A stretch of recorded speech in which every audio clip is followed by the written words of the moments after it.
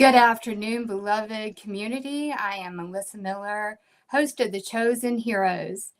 Thank you so much for joining me here today. It's just an honor and a privilege, as always, to get to speak to all of you beautiful people. We have a very special guest today. Faye Elyon has returned to speak to us about all of the ways that we can make these wonderful herbal remedies at home for our health and healing. I'm going to put on the screen and go through some weekend review news from Targeted Justice. So, as always, Digital Warriors, thank you for everything that you do. Such a great job, such great momentum that we are making. So we ask that you use the Targeted Justice newsletter for content to copy and paste on your social media accounts, X, Facebook, Truth Social, TikTok, Instagram, you name it. Get that message on out there. Just an update, the Targeted Justice webpage, is still down, and it was taken down by Weebly after a complaint from NIH research director Michael Wolfson. He complained the site doxes him and colleagues, claiming they create, torture devices. Targeted Justice stands by our claims that the NIH has known about these illegal and non-consensual implants that are tied to their research programs. You can refer to the Substack article dated March 13th, where emails implicating the NIH are listed there. Targeted Justice is still working on restoring their webpage, and I have a link in yellow on the screen for the archived website that you can access with Targeted Justice content. Again, Targeted Justice X page is a great resource of information, as well as the Substack, so don't forget about those. A Gauss meter can measure the electromagnetic field strength on the crown of your head. So how we are tracked through these GPS satellites is at the back, crown of our head, right? And those satellites being Boeing's GPS-2 and Lockheed Martin's GPS, it's actually 3. I have 2 on the screen. So I'm going to try to bring up the web page, and we're going to look at a video. Hold on just a moment. Let me get over here and play it. This is Armando, the creator of the Silent Night. He is using a Gauss meter to measure the frequency on the back of this GPS frequency.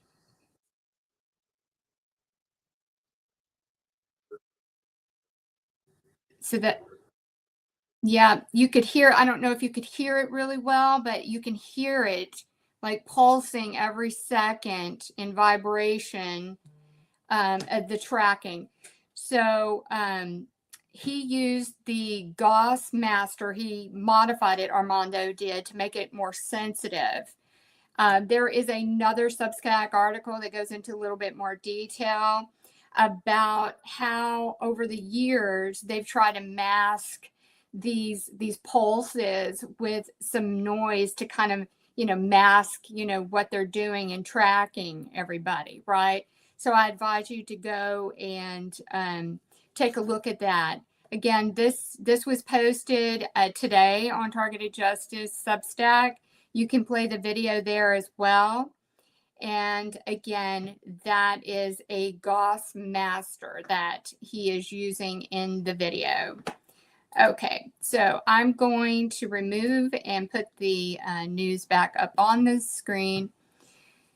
So another thing that's come up this week, and I tried to create a Truth Social account, and it was posted. I posted the latest episode of The Chosen Heroes. I posted my contact information for other social media, And then later that night, I received an email saying that it was banned, and not just censored, but banned, meaning that it's not, they made that decision. So I have appealed that censorship, right? This is censorship.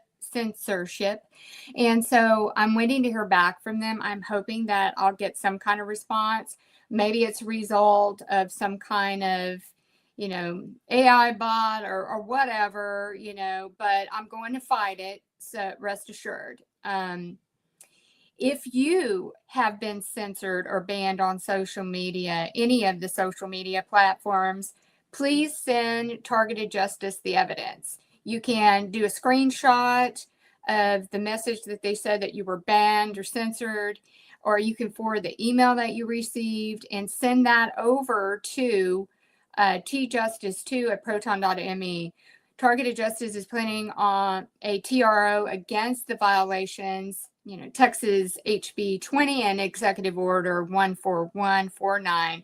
So again, please send us the evidence. We are currently looking for people that would be interested in doing a podcast in Canada. If you're interested, please email Targeted Justice. And then if you would like to volunteer for special projects, because we have a lot, but we don't have enough people. So again, tjustice2@proton.me. And as always, stay tuned and make sure that you are attending the Targeted Justice calls on X's Space. And tievents.org is an excellent resource for all events related to targeted individuals. Okay. Digital warriors. I have some on the screen here. You'll see Anna Toledo, Dr. Lynn Burr, Jill, who is our VP of Government Outreach, Chosen Heroes, and others. If you would like to be added to the list for digital warriors, please, again, send tjustice2@proton.me an email, and with the subject line Digital Warriors.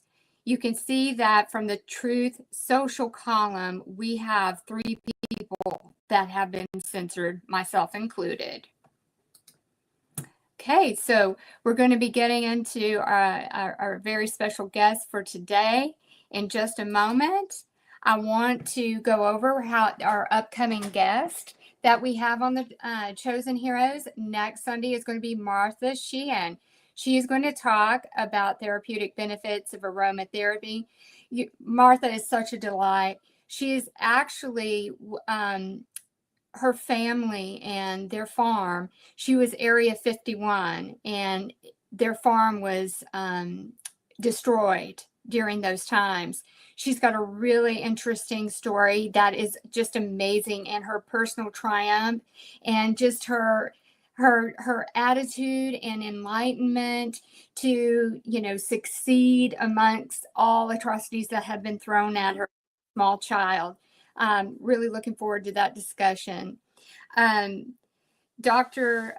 Mahalcha is going to be, it'll be a pre-recorded episode, but she's going to discuss with us detox protocol, so you don't want to miss out on that. On April 6th, Michael Ellis, he is a digital warrior. He's been really creating some great content out and for the community and sharing it. He is also oversees a music ministry. Just really a delight. I am so looking forward to him sharing his experience as being a targeted individual and what he has found to be helpful in his experience in overcoming these attacks. On April 13th, Doug from the Gang Stalking Show will be joining us. That's going to be a great episode.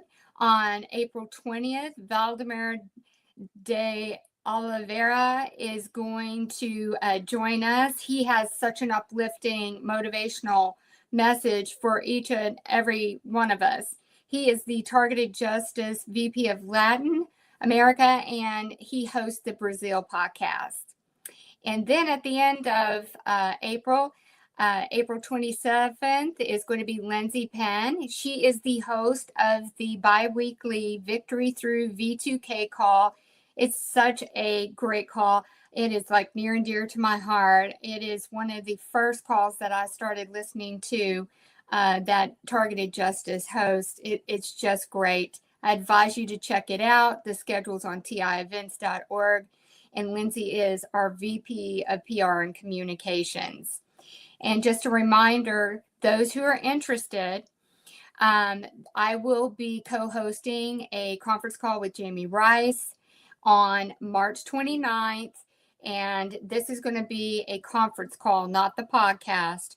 And we're going to go through, this is going to be a new bi-weekly conference call for targeted individual combat training. Again, this is all about self-healing, self-awareness, and leading a life of authenticity and truth to combat what is being done to us.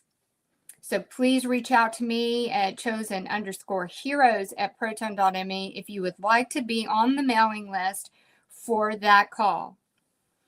All right, I'm just going to remove this from the screen for just a moment, and we're going to go into prayer.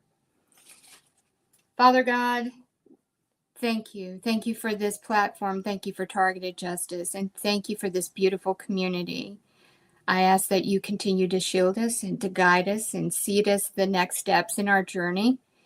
We hold strong to your promise that you set the captives free and that you break the chains of oppression off our lives. You break through the chains of manipulation and the tactics that are being used against our bodies via frequencies and technology and subliminal messaging and the words that are used as a weapon against us and for those with V2K. We ask that you, Father God, just give us the eyes to see through you, for you, and to discern what is truth and to navigate and cut through any form of manipulations and lies. You are our shepherd, our lantern, and our light that is shining over our lives. And we are your children. We seek you, Lord. Yes, we do. You are your chosen ones, and you go before us, and you stand behind us, and you see all that has been done to us. We are open, God, to receiving everything that is meant for us. And we believe in your power to create the miracles and the pathways in our life. And we trust that what we desire is on its way to us right now. And we are grateful for everything that is about to unfold in each of our lives. And we thank you for sending your armies of light and angels to guide us and to protect us every day and now and always. Amen. Can we give God some glory today and praise him? I'm just, I'm too blessed to be stressed by what the fiery balls of the enemy is throwing at me. You know, I see through the darkness because God is the light and I am the light. So remember that when the enemy attacks you, tries to censor you, that you know you're on the right path because the devil is nervous. Evil is shaking. The jackals are shivering, right? So we got to lean on God, not man, because man will always disappoint us.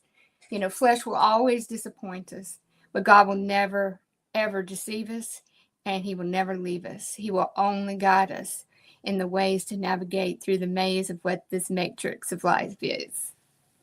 It came to me earlier today that two different things, and it's very applicable about what's going on in this situation right now in the world and it was the Atlantean times, the Atlantis. You know, some say it's a myth, some think it's true, right? But the Atlanteans were depicted as having highly advanced culture, technology, and powerful military, even resembling Plato's ideal state in his Republic, right? But the moral of this is that the Atlanteans became very greedy and morally corrupt, and leading to the wrath being done upon them, right? To where they were flooded and sunk in the sea. All right, so there's one. The other that came to me was the fall of Babylon. Okay, so in that represents the defeat of earthly powers that opposed God and the end of the Babylonian captivity for the Israelites, right? So here's another example of that.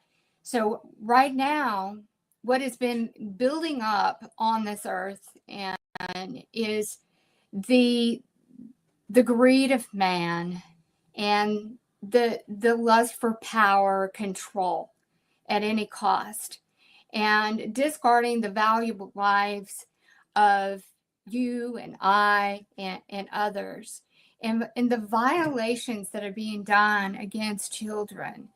You know, all of this going on is just opening up for God's hand and wrath to come forward. We cannot, as Earth, continue on at this self-destructive pace over man's greed, and then allowing just a few individuals, these elitists and such, and those that are in power and misusing it, that has led up to where we are right now, which the current administration is bringing some awareness to this. But God wants more awareness, and he's going to get it his way, all right? Because if man cannot come forward with the truth, God will observe it. God can get to anything that is buried and hidden and make it come to life. This is the time where we have to use our most powerful weapon against what is being done to us, and that is our voice. And try as they may to censor it, we will keep on going, and we will pick up that sword of truth, and we will move forward. We are God's army. We are the light. It comes to my attention that the way that mankind is going right now, it's going into this man versus machine, which can lead to just so many different disasters at that. Because then man becomes, loses control of the machine, and the machine is subjected to viruses and overtaking by evil. I mean, all of these things, right? We've seen it repeat in history. But just know that we could be one of the last generations that actually has that organic design that God created for mankind, right? We're going to stand on God's truth that he's going to liberate us for this, for the future generations and for the children, so that they can grow up and have that organic life that God intended them to have. I know there's so much going on, but we must make time each single day to connect with the beauty and gift that God has given us. And even though we're under such attack, it's important that we marvel in his creation and go outside and see the beauty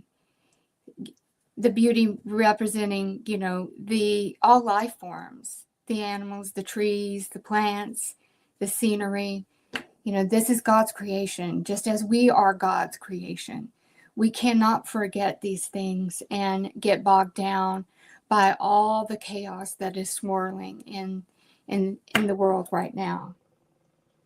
And because with technology is a fork in the road, it can be used for great good things, right? But then there's always right beside it those that use it for evil and malevolent purposes. And again, it all ties into the greed and control. So what I asked of you, and this is what I do every single day, we are good because we have God with us, and we are the light. But I ask that each day we just need to reconcile ourselves. We need to reconcile our heart and make space so that the light and God can get and navigate more of our being. And we need to always stand in truth and authenticity no matter what. Our voice is our weapon. God is doing the heavy lifting, and we will finish strong. Amen, everybody. All right. I'm going to bring to the stage Faye. Ellen, thank you so much for being here today. I went through your presentation and I'm just so impressed by your knowledge. So can you give us a quick, well, not quick, but a summary of your TI experience and how it led on to your journey in learning so much about these medicinal, herbal, all things organic, and how it's helped you? Sure. Yeah. First, I just want to say thank you again, Melissa, for letting me have the opportunity to be on your podcast again today. It's really an honor to be helping the cause of a real healer and a freedom fighter in this age of oppression and darkness. It really is. I know you touched a little bit on my story last time, but for new viewers, I want to briefly talk a little bit about why I do this and why I consider it so important as a TI. I grew up on your standard American diet, complete with plenty of boxed foods, frozen foods, but I also spent nearly my entire life battling health disorders. I was sick so many times in kindergarten that the doctors told me I needed to get my tonsils removed. Only that didn't stop me from getting sick all the time. Nearly every season, I was on antibiotics to get rid of bronchitis until the age of 14 when they just stopped working. That year, I was on 3 consecutive rounds of antibiotics and nothing touched it. That was the first time that I took to the internet looking for alternative cures. It was then that I first learned about echinacea. I started drinking on it every single day, and within a few days, my upper respiratory tract was healed. Between bad diet and excessive prescriptions, throughout my early life, I wound up with a bad digestive tract, a failing gallbladder, and a severe endocrine disorder. I was also depressed, overweight, and chronically tired and sick nearly every season, all throughout my early childhood and early adulthood.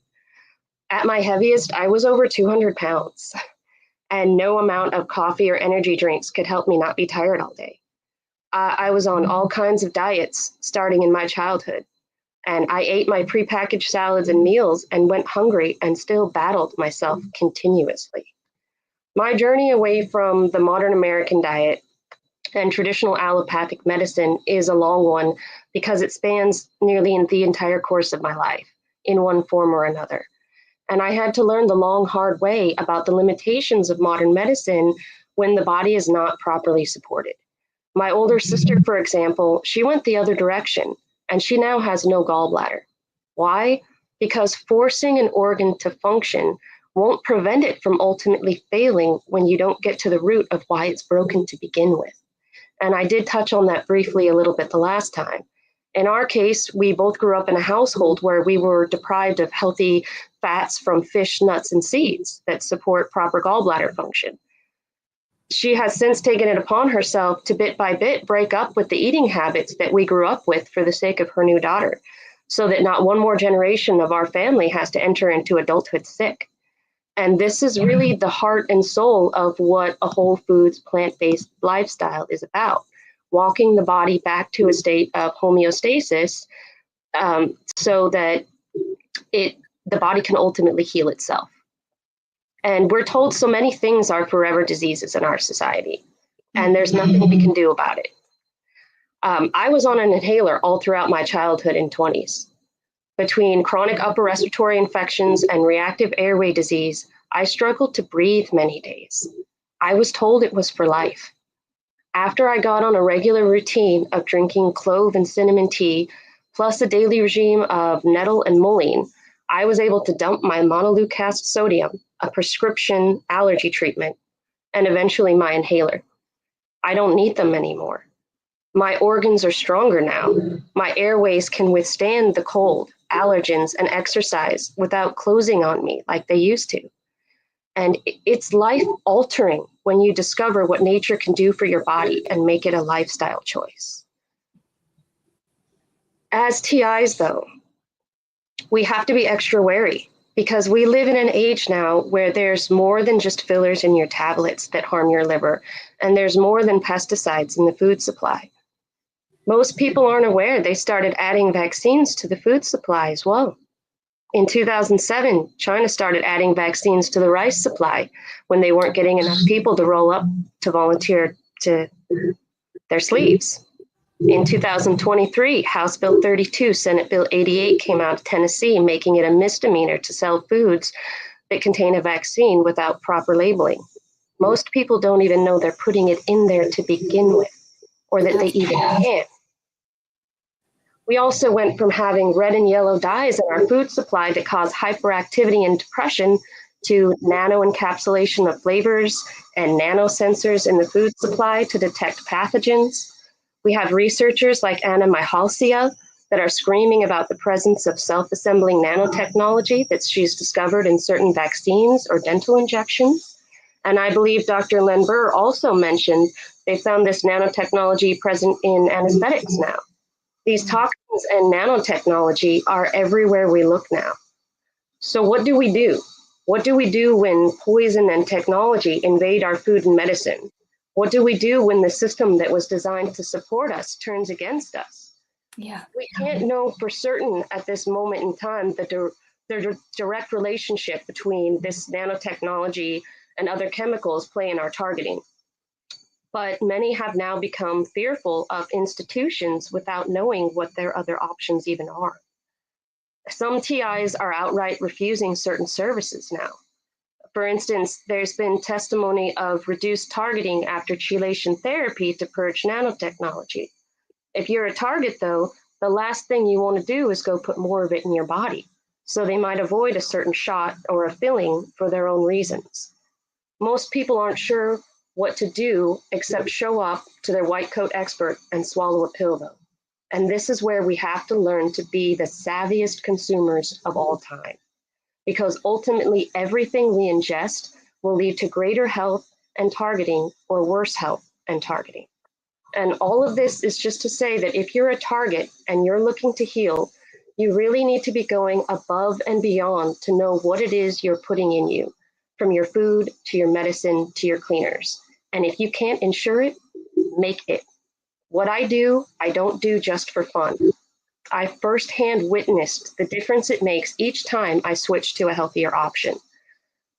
With each step, no matter how hard or time consuming, the pain lessens a little bit, my chronic symptoms begin to subside, I have more energy, I have more peace.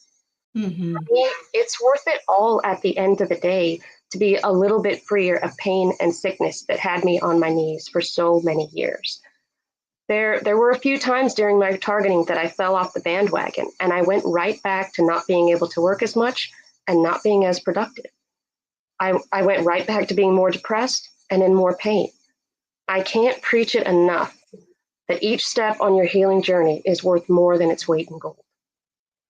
For me, making my own food and medicine is more than just about reclaiming my health, though, which is fundamental, but it's also about taking back control. If you're a target and you're worried about going to the dentist, for instance, what else can you do if the only way you know how to take care of your teeth is to go to your dentist?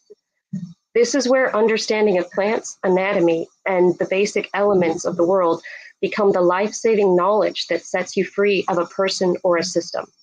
If I have to rely on a dentist to keep my teeth healthy, for example, but what the system tells this dentist to do is harmful for my health, such as fluoride, heavy metals, or nanotechnology, knowing how else I can keep my mouth free of cavities and gum disease literally breaks me free of that chain to that dentist.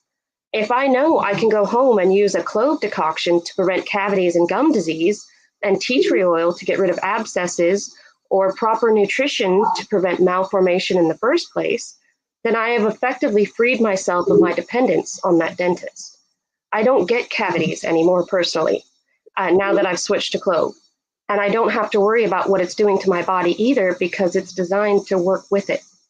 At the end of the day, knowledge is freedom.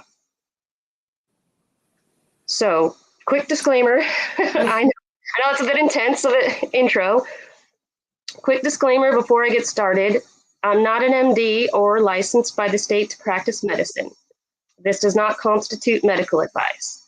I am an aspiring herbalist and forager who has spent a lifetime battling several severe chronic health conditions. Although my work is backed by research, most of what I present today I share because I know with real-world wisdom that it works. And now that I'm free of my dependence of the pain pill cycle, I'm here to help anyone else on that same road to understand that they aren't stuck where they are in their healing journey, no matter how bad it looks. And that there are very simple steps we can all take to be more healthy and independent. I mean, I really do wish that we lived in a world where you could just report your illness to a doctor and someone would come to your bedside and try all of the best that modern medicine has to offer to save your life because you're a member of the community, because you're a member of the herd. But medicine has changed greatly from the days when a physician would appear before your deathbed and walk you back to health. It has most unfortunately become a for-profit industry, and it includes all of the drawbacks of any unequitable system, including mistakes, oversights, and even leaving some people for dead if there's not enough insurance or money in their bank account. And it's the ugly truth that none of us want to look at. That ultimately, yes, it's very sad. I mean, we make the hard-earned money, and they take it, and then they do bad things to our bodies with it. It just doesn't make any sense. It's so anti-humane.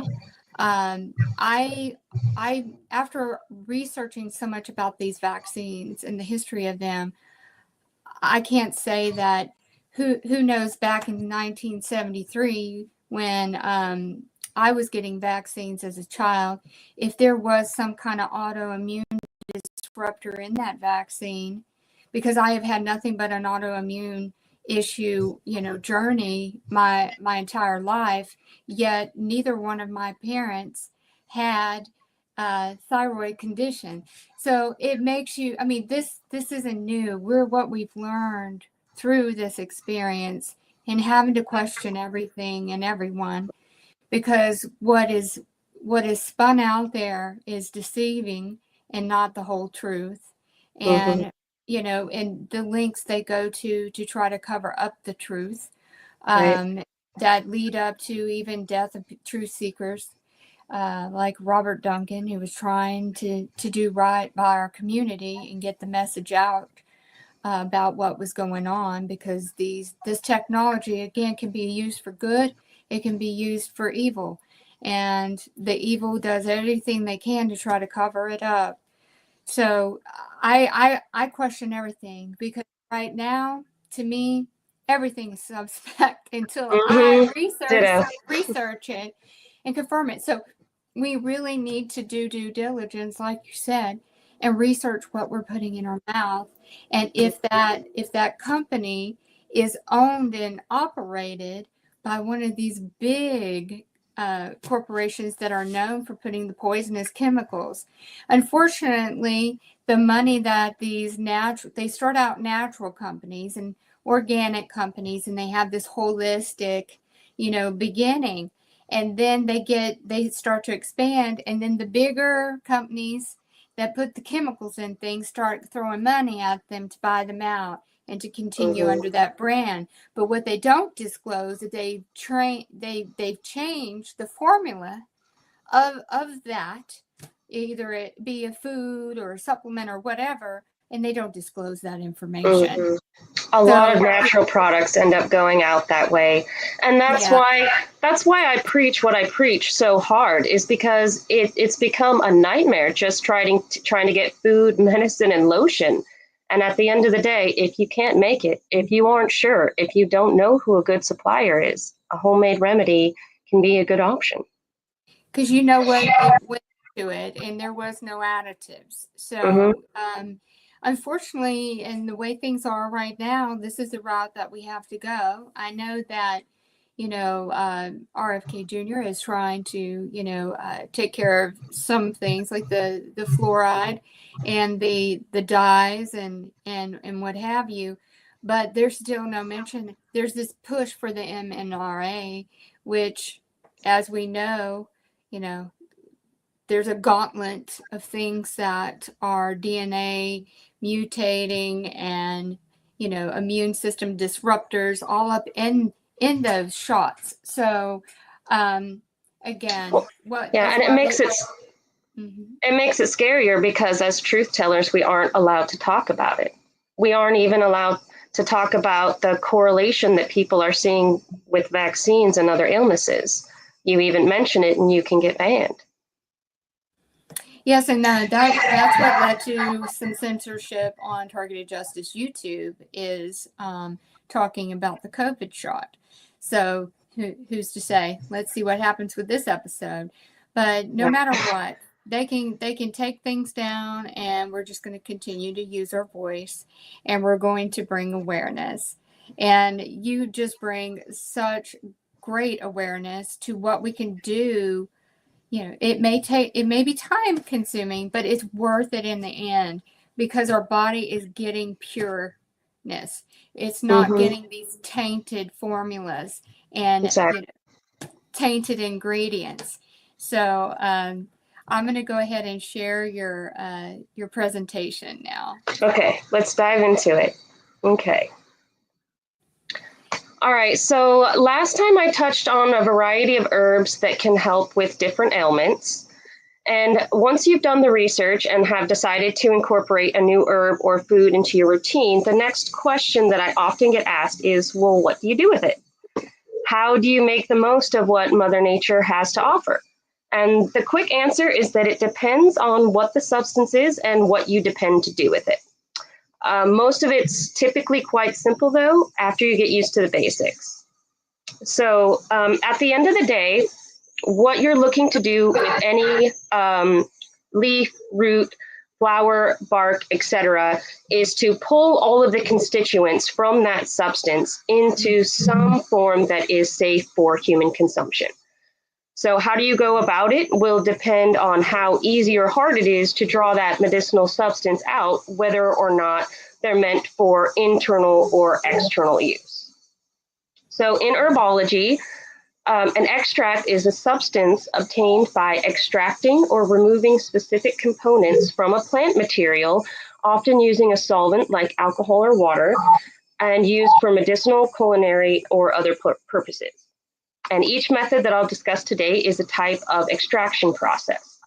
Humans have had a multitude of substances over the years to extract the constituents from herbs, roots, and barks. And some common ones I'll cover today include water, vinegar, alcohol, seed and olive oils, honey, and clay. In general, the harsher the substance, the greater its ability to extract. Water will extract some constituents, vinegars will extract a little more, and alcohols will create a hyperconcentrate known as tinctures. Another rule of thumb, the longer you soak or steep an herb in a substance, the more concentrated it will become. Today is just the tip of the iceberg, though. Each culture, each herbalist has developed their own techniques and specialties. In India, for instance, it's common to use ghee to extract constituents from herbs. And ghee is just clarified butter, but the shelf life of pure ghee, like honey, is virtually indefinite. So the Indians have some medicines that have been concentrating in ghee for over 100 years.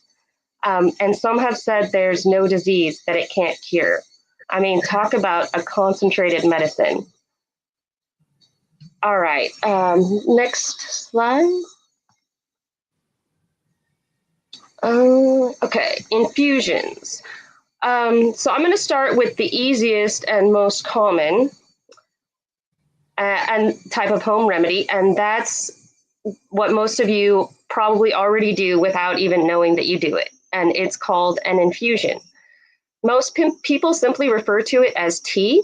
However, decoctions, which I'll discuss next, are technically also a tea, but they typically are made of different ingredients and take longer to make. Infusions, by definition, are basically just steeping an herb in boiling water. One of the few herbal traditions that remain from the past, aside from simply eating the herbs with our food, is steeping them in boiling water. This practice is typically sufficient if the herb you're looking to add is a leaf or a flower or a dried berry. Because they're fragile and break down easily, boiling water is generally enough to get what you need from the plant. So whether it's peppermint for your stomach, lavender to help you relax, or ginkgo biloba for radioprotectivity, infusions are your way to go. All right. Next. Yeah, next slide. So infusions are simple to make. There's 3 easy ways to do it. The most common way that everyone is already familiar with is to simply buy pre-made tea bags and add it to a cup of boiling water and let steep for about 10 minutes. In general, keep this rule of thumb in mind. A 1 to 2 minute steep is sufficient for flavoring, right? If you're wanting to drink peppermint just to have peppermint flavor, that's when you would steep for the 1 to 2 minutes recommended by a packaging. If you're wanting to steep an herb to pull some of the medicinal content out of it, you'll want to let it steep for at least 10 to 15 minutes. That's your general recommendation. Give it a little bit of extra time when making a tea. I'm not going to shame anybody if they want to start with store-bought tea, because as I mentioned before, my own healing journey began with a box of store-bought echinacea tea bags. And here I am today, making my own basically everything. As you venture further on your journey, though, it does become more cost-effective after a while to buy herbs in bulk. In this case, you'll want to look for non-plastic steepers or strainers to help you make your teas. And I have a picture of both of those here depending on the day and the need. Just keep in mind that plastics can leach phthalates, which are harmful to the endocrine system, which is why you want to stick to metals or wood, some other source.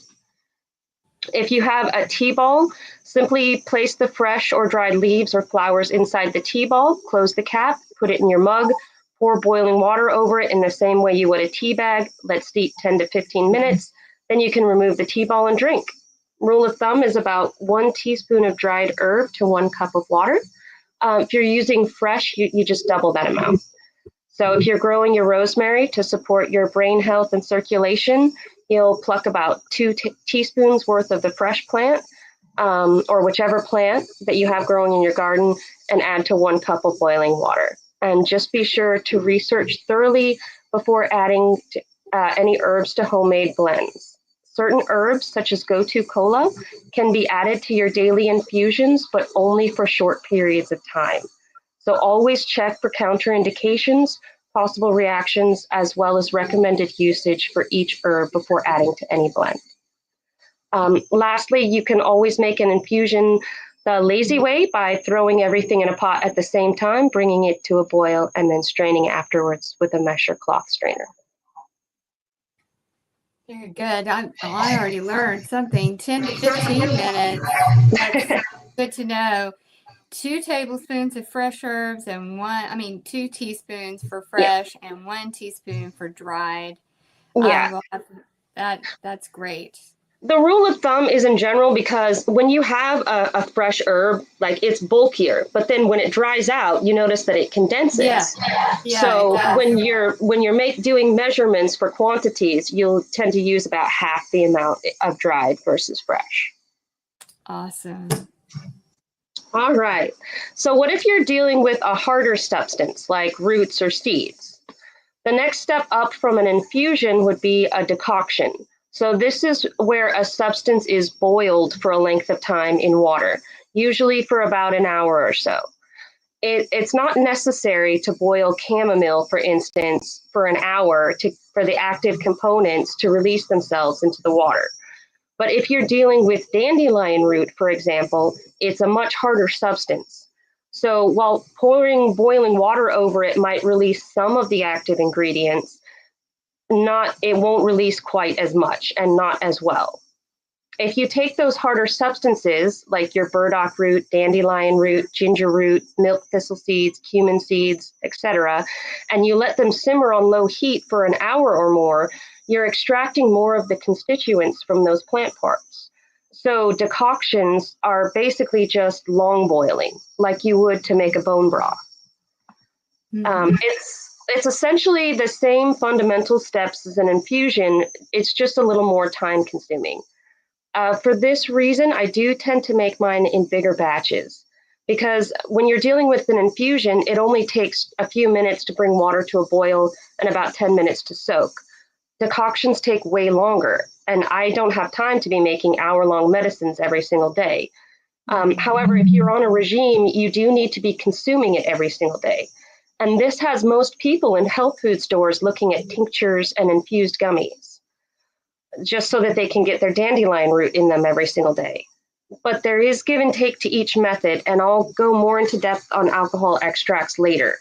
For now, though, it's just worth mentioning that a decoction is a clean and easy solution, and it's simplified by making bigger batches of it. If I make 3 cups of my liver root detox decoction instead of 1, and then store the rest in the fridge, then I'm only in the kitchen twice a week instead of every single day, but I can still get those helpful ingredients in my tea every single day. So you can use decoctions for daily dosing of dandelion or burdock root to cleanse the liver. You can use decoctions with chicory root to reverse fatty liver tissue, milk thistle seeds, which have proven efficacy for heavy metal chelation, can also have their constituents extracted by decoction method. Decoctions are perfectly safe for seeds of all kinds too. There's a tea from India that many there drink daily to support digestive health and overall detox. It's called CCF tea, and it consists of coriander seed, cumin seed, and fennel seed. And it's a staple in Ayurvedic medicine. Seeds don't typically require quite as much boiling as roots, though. You can usually get away with a slow boil of about 10 to 30 minutes. And decoctions are also perfect for the raw, harder spices like cinnamon and clove. I had mentioned before that you can use cloves as a mouthwash, and that will kill bad bacteria without killing the good bacteria in your mouth and thus prevent cavities. So what do you do with that bag of cloves when you get it? Well, you can chew on the cloves after a meal, or you can add those cloves to water and make a mouthwash. So let's go to the next slide and take a look at the steps for doing that. All right, so decoctions, like I mentioned, are just as simple as infusions. They just require a little extra time as their main ingredient. So let's start with the clove mouthwash. You want roughly the same ratio the majority of the time, about a teaspoon per cup. So as I mentioned, I'll make bigger batches. I'll do a ratio of about 1 tablespoon to 3 cups. Place them in a pot, bring to a boil, reduce heat and simmer for about 1 hour. Let cool and strain. And now you have a mouth rinse that will give Listerine a run for its money. Because of its natural antimicrobial, antibacterial, and antifungal qualities, it will literally keep for weeks in the fridge. I've also found it to be useful as a cleaner to kill mold growth. It's like nature's bleach, only it isn't harmful to the good bacteria that we need as biological beings for optimal health. And if you have an upper respiratory infection, follow the exact same steps to make a clove, cinnamon, and star anise decoction. Drink 3 cups a day. I swear to you, spicy tea will make a believer out of you. All other decoctions are roughly the same process. They just don't keep for as long in the fridge as cloves. But you can make a few days worth at a time. That way you're not in there making root tea every single day. Quick side note, if there's anyone out there learning to make your own recipes, just be aware that if you're making a decoction with both roots and leaves, it's not necessary to overboil the more fragile ingredients. They can simply be added at the end like you would an infusion. Let me give you a quick example of that. I have an antiviral recipe that I make now anytime I feel a cold coming on. And it combines all of nature's most powerful antivirals: elderberries, cinnamon, cloves, star anise, echinacea, yarrow, and usnea. I'll add the hard ingredients first, the elderberries, cinnamon, cloves, star anise, and simmer on low for an hour. Then I'll remove it from heat and then add the more delicate ingredients, the leaves of the echinacea, the flowers of the yarrow, and the usnea, which is a lichen and doesn't require harsh boiling. And then I'll let cool and strain from there. So you can do mixtures of infusions and decoctions, just add the loose or the brittle stuff at the end stage. One more word of caution. Before making any decoction, please make sure that the root or seed that you're working with is intended for internal use. Dandelion root, for example, is great for the liver, but wild yam root, which I'll mention briefly in another section, is not meant for internal use and is for topical use only. Please be sure to do your due diligence and research each herb thoroughly before adding it to your routine. So with the clove, you can use it as a mouthwash, but then you can also ingest it. Would it be something that is good to just ingest daily? And if so, how much? It is. I don't actually know that there's a toxic. I'm not 100% sure of what the toxicity limit is on cloves, so I don't want to quote it offhand. But I do know that it is safe to drink daily. In the wintertime, when cold and flu season comes along, I use clove and cinnamon to clear the mucus from my entire upper respiratory tract, and I'll drink it sometimes every day for weeks or months at a time.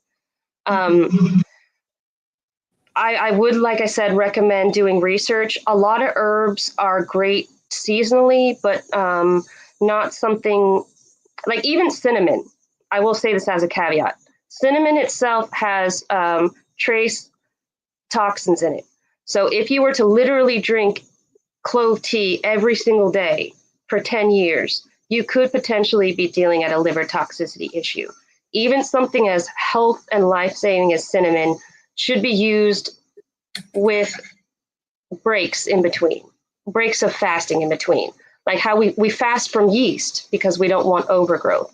We want balance in all things. So even something like cinnamon, you don't want to literally take it every single day for 10 years. And I would give the same warning for clove. Perfectly safe for weeks or months on end, but you probably want to regularly rotate your teas so that you're not overdoing anything. Green teas will build up tannins in your liver if you drink it every single day. With just balance in all things. 100% safe. I've drank it every day for weeks on end, but balance in all things. Very good to know, because I've been drinking matcha tea every day. I'm having. Might need to lay off of that. Yeah, unfortunately, they do. Coffees and teas have tannins in them, and so we do have to fast from them on occasion. Like how long of a fast? Because I love my coffee. I do daily intermittent fasting, but after the fast, I have my green tea and my coffee. So I'm guilty too. It is rough when you're not on vacation to do fasts from our tannins. Right. All right. Okay, maceration is the next process that I'll discuss, and it's just the process of letting an herb soak for a long period of time inside of another substance. In this method, the constituents will slowly leach out into the other substance over time. The efficacy and speed of this method depends on the substance used, and I'll cover a variety of maceration methods today. This method will generally extract the most constituents from any substance aside from distillation itself, as long as you let it soak for an extended period of time. So whether it's a leaf, a flower, or a root, this is where concentrates are made. And as I mentioned before, there's a wide variety of substances used to soak an herb in, and some of these that I'll discuss in more detail include water, vinegar, alcohol, oil, butter, and honey. Anything that a human ingests can essentially be infused with herbs by letting it soak for a long period of time. In general, the better the solvent, the higher the concentrate. And there are pros and cons to each method, and I'll try to briefly touch on each of these. In general, though, the longer an herb or root sits in a given substance, the more it concentrates. And that's what makes the 100-year-old medicinal ghee in India so potent and so expensive. It's not just the ghee plus the reishi or whatever other substance. It's also the ingredient of thyme that makes it hyper concentrated. So that's not to say that you have to soak anything for 100 years in order for it to be effective, but it does underline the idea that there's a slow infusion process happening when you put an herb or a root in another substance that leaches out over time. All right, next slide. Out of these different ingredients in terms of the water, the oil, vinegar, alcohol, butter, ghee, honey, which one do you frequent with? The alcohol or do you use butter, ghee, or honey? And then, are those more for solves, like solvents that you can, topical applications? A lot of it kind of depends on what you're looking to do with it, and I'll get into that in more detail later. But this season, I'm actually having the most fun with elixirs, just because their shelf life is indefinite, and I'll talk about that again later on. But you can literally let it sit there and soak forever, and it's always good. And so I'm trying to experiment with turning as many of my medicines as I can into elixirs. Just okay, so soaking with water is also known as a cold infusion. It's not very common because cold water takes much longer to extract anything than hot water does. The typical maceration period required for extraction using water for leaves, flowers, or dried fruit and berries is at least 12 hours or more. So you won't get much doing a water soak otherwise. And that's kind of what makes it very inconvenient. However, in a pinch, it does work. I found it to be kind of a cool way to make lazy teas and flavored water to help keep me hydrated. If I just throw the ingredients in a jar really quick, place it inside the fridge, and let it soak overnight or for a day.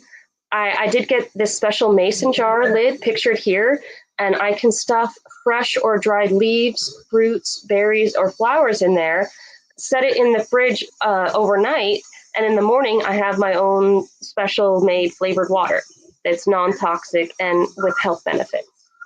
So water maceration in general is not recommended for harder substances like roots, seeds, or barks, not unless you want to be waiting months to get trace amounts, but it is a great way to make homemade medicinal waters. All right, next slide. Vinegar has a long-standing tradition in the herbal community. Vinegar is a much more effective solvent than water, extracting far more constituents at a much faster rate. The typical maceration period with vinegar is 4 to 6 weeks for all of your usual roots and herbs. While the time frame is longer, you end up with a much better concentrate than a decoction or an infusion, the methods that were mentioned before. However, this is just a minimum recommendation. Any vinegar with at least 5% acidity technically has an indefinite shelf life, even if the flavor degrades over time. This means that if you're making your homemade remedies on a rotation, you can wait several extra weeks or even months before straining it and allow the concentration to build up if you don't have a need for it immediately. So when I can, I'll make a new batch well before the old one runs out, and I'll wait to strain it until I have a need, so the vinegar has more time to do its thing and create a more potent and more powerful medicine. The best roots and herbs to use with the vinegar are those that are meant to nourish the body. In general, vinegar is a much better solvent for minerals and trace elements. So if your goal is extraction of certain plant compounds, like alkaloids or resins, that's when alcohol becomes a much more effective solvent. And I'll touch more on that later. For vinegars, it works best with your nutritives, anything meant to help provide more vitamins, more minerals, more elements to support building new biology. That's where vinegars shine. Can you, in the picture, got some feedback there. In the picture, can you describe what all this is within the jar? So it looks like some rosemary and garlic. That's actually, I think that's the next slide. I do believe is where I go over. I think it is. Yeah. Okay. Okay. All right. Asked and answered. So there are 2 great ways to go about making a vinegar. So there's the good way and the better way. The good way is simply to use a decent store-bought vinegar. Look for ones that include the mother, as it's the part that contains the good bacteria. So you'll start by chopping up your roots and herbs, throw all your roots in a jar, and the rule of thumb is usually to fill it about half to 3/4 full of your fresh ingredients, and then fill the jar the rest of the way with vinegar. You'll then seal it, store in a cool, dark place for 4 to 6 weeks. You may find for the first few days you may need to burp it to get the air bubbles out. But in general, you'll just want to give it a good shake or two and just let it sit, just to make sure that all the ingredients are fully covered. And you don't have to do much else. And then after 4 to 6 weeks, you go ahead and strain it and store in a dark glass bottle to help keep it fresh. The example here is what many herbalists have called hobo juice or fire cider. In our early years, our ancestors weren't able to avoid the elements, right? Especially the laborers. They had to go out into the heat. They had to go out into the cold. They had to endure sometimes intense physical stress. And all of these things tended to lead to seasonal illnesses. Well, early herbalists found out that certain root vegetables had powerful antiviral effects. And they made an annual tradition of storing these herbs in vinegar and then using that juice as an illness preventative. So I can personally testify to the effectiveness of fire cider. I was out in literal freezing temperatures the winter before last, and I never caught a cold, even though, like I told you in my previous story, I was sick literally every single season growing up. The year before last, long story, I was out all the time in the elements due to homelessness, my job, and a whole bunch of host of other things. I was out in literal freezing temperatures, even for a 3-day period straight one time.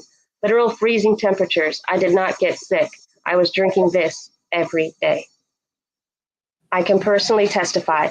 It has all your best antivirals in it: red and yellow onions, garlic, ginger, turmeric, horseradish.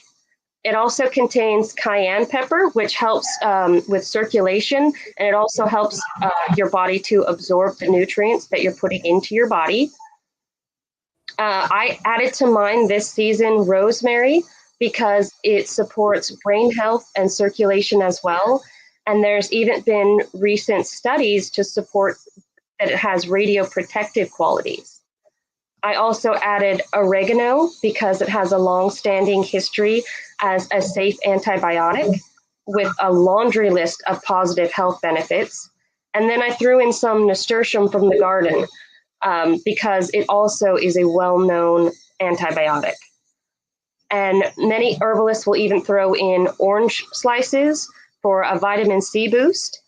When you're making your own, the cool thing is that the sky is the limit and you can be as creative as you want to be. But in general, it's a combination of all of your roots plus a few choice antibiotic spices like oregano. And you can just take a shot of this every single day as a medicine, or add it to boost the nutritional content of meals. So it's more like a preventative, or even if you were ill, you could take this. Mm-hmm. And do you, I can't recall, do you have this recipe for the fire cider, the hobo mix here? I could. I don't think I wrote it up. I don't think I wrote up the list of ingredients. I could repeat it one more time for the listeners, though, really quick, if they want to take notes. The main ingredients are the roots. So that would be your red and yellow onions, your garlic, ginger, and turmeric. And then don't forget your horseradish. That's a key ingredient of any fire cider, is horseradish. And then you'll chop up all those roots and throw it together with a handful of choice herbs for antibiotic purposes, such as nasturtium or oregano. Like I said, some people will add orange pills for the vitamin C boost that it gives. I personally throw rosemary in mine because I know it's great for circulation and brain health. And then the last ingredient is peppers. There's always a pepper of some kind in fire cider. Personally, I always use cayenne because it's one of the most medicinal peppers out there. It's, you name it, cayenne pepper can help it. I love cayenne. Yeah. So on the roots, it was the red, yellow onions, and the garlic, ginger, and horseradish. And turmeric. Turmeric. Important one. I actually threw, in this season, I put fresh burdock root in mine. I went a little bit fancy. Whenever I have it growing or can get it at the local grocery store, I like to throw fresh burdock root in mine. It has a millennia long standing tradition for detoxing the liver and the kidneys. Great for overall health. Well, maybe after the episode, you can send me the recipe, and I will post it on the Chosen Heroes X page, and that way that we can get that over to everyone. Targeted Justice Fire Cider. I call mine Super Juice now. Super Juice, yeah. If you look at the label. Yeah. We'll call it Super Juice, yes. All right. So if you want to take that to one step further for making a medicine, the best way to make a homemade vinegar extract is to try your hand at making your own vinegar. This step isn't just for fun, though. It's to ensure that you're ingesting and utilizing living vinegars instead of dead ones, aka good bacteria. More and more studies are coming out now about the importance of consuming fermented foods. It turns out that it's not just a great method for storing foods, but actually provides necessary nutrients to the body. Vitamin K2, for example, has been shown to have many health benefits, including reducing the risk of osteoporosis, heart disease, and cancer, as well as promoting brain health. And vitamin K2 is only found in two places naturally: animal products and fermented foods. Many people today tend to overdo the animal products and neglect their sauerkraut. But fermented foods have way more than just vitamin K2. They've also been shown to help repair and restore the microbiome. They're an important part of the homeostasis process that our over-sterilized world has neglected. And that pasteurized milk that's sitting on the store shelves, it no longer has those helpful digestive enzymes in it.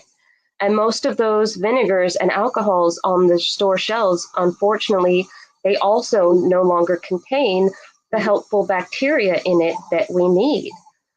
Revised estimates from the National Library of Medicine state that the human body consists of about 30 trillion human cells and roughly 38 trillion bacteria. That means we're literally more bacteria than human. Louis Pasteur created this fear of bacteria that led to an age of sterile everything. And we forgot the wisdom of millennia of knowledge that showed us that viruses, bacteria, and cancers, they can't grow in a healthy environment when in a state of homeostasis. Bacteria are not our enemy. Weak biology and inadequate nutrition are. So how do we make sure we're consuming something that will heal us? Again, if you can't ensure it, make it. And it's a lot easier than most people think. Vinegars can be made from all kinds of things, and I encourage all of you to go about exploring. But the main sources are fruits, since it's the sugars that the bacteria feed on. And one of the most popular these days is apple. Every store you go to has a huge selection of apple vinegars to choose from. But you can make them with a lot more than apples. I've experimented with oranges, lemons, and even limes. I swear on my life, I made a homemade lime vinegar one time that tasted just like Trix. If any of you have ever tasted that cereal before, It was just the perfect amount of sweet and tang. And the formula is roughly the same for all types. The only caveat is that if you're dealing with something that has less natural sugars in it, like lemons, you may find that either in the beginning stages or throughout the process, you may just have to add a little bit more sugar just to keep the process going. But it's roughly the same process for each fruit that you tried to vinegar. And if for those of you really looking to try this step, I encourage you to look at Heidi's YouTube channel called Rain Country. She has a phenomenal collection of videos available for anyone who wants to try this out. So to start, if you don't already have fruit scraps that you're setting aside for this, you'll want to chop them up and fill your mason jar until it's about half full. You'll then want to add about a quarter cup of either unrefined sugar or honey. Fill the rest of the way with water. Make sure that you're dealing with water that has no chlorine in it, as the chlorine can kill the microbes that you're trying to grow. So if you don't already have a decent water filtration system, you can do it the lazy old-fashioned way and fill a large glass or copper water pitcher with water. Let it sit in a container on the counter for at least 24 hours, and that will evaporate a lot of the chlorine out of it. All right, so once your jar is full, stir in all the sugar or honey until it's fully dissolved. And to make a vinegar, you'll need to have time and airflow. So the next step is to cover the mason jar with either a washcloth or a cheesecloth. And you can easily and cheaply seal it with a rubber band or a cord of some kind if you don't have any kind of fancy equipment. You'll want to store this in a cool, dark place and stir it at least once daily. This will prevent mold and other bacteria from growing on the top of it. And you may see at the bottom a substance forming after several days or weeks. This is normal. It's referred to as the mother, and it's perfectly safe for consumption. You can actually taste the vinegar each day that you stir it over the course of the 4 to 6 weeks, and you'll slowly start to taste the sweet disappearing and the tang of the vinegar forming. And this will also help to let you know if your vinegar is spoiled or not. You'll taste the difference if and when it does. Tasting the vinegar along the way can also help let you know when you've reached the right flavor profile. And once it's ready, you can then strain and store it in the dark glass bottle. And once it's made, as I mentioned, it can potentially last indefinitely if stored properly. And once your vinegars are on the shelf and ready, this is where you can use that same formula that I mentioned before, throwing everything in a glass jar and letting it steep for several weeks and turn it into an even more powerful medicine, because now it has the healthy bacteria from the homemade vinegar. And on top of that, vinegars such as those made from citrus fruits or pine needles can also be used as cleaners. So just don't put any clove in any of these recipes or it will kill everything. So happy experimenting. So how do you know if it spoils? Is it just going to be something so foul that you're like, oh my gosh, this doesn't seem right? I wasn't sure at first that I would know the difference when I first started stepping my toe into it. But there is a distinct smell, and like, you know, when you go to smell a washcloth, right, you to make sure it's good for cleaning still, there's a bad smell that comes. Yeah. And that bad smell is bad bacteria. Same thing with old socks, whatever else, right? Mm-hmm. Bad bacteria smells bad. So when you go to taste your vinegar, in the beginning it'll taste like sweet water. And then slowly it'll start to turn tangier. If at any point you get like this bitter, gross tasting smell, it's bad. Your body will let you know. Mm-hmm. Okay, that's good to know. Okay. So extracts made from alcohol are also called a tincture. More often than not, when people think of herbal remedies, usually two things come to mind: teas and tinctures. They're the most ubiquitous. In every store, there's little bags with sprinklings of dried herbs, and in every health food shop are tiny amber bottles of alcohol with herbal extracts in them. And alcohol in general does tend to be a better solvent for alkaloids. These are plant compounds that have a variety of medicinal uses.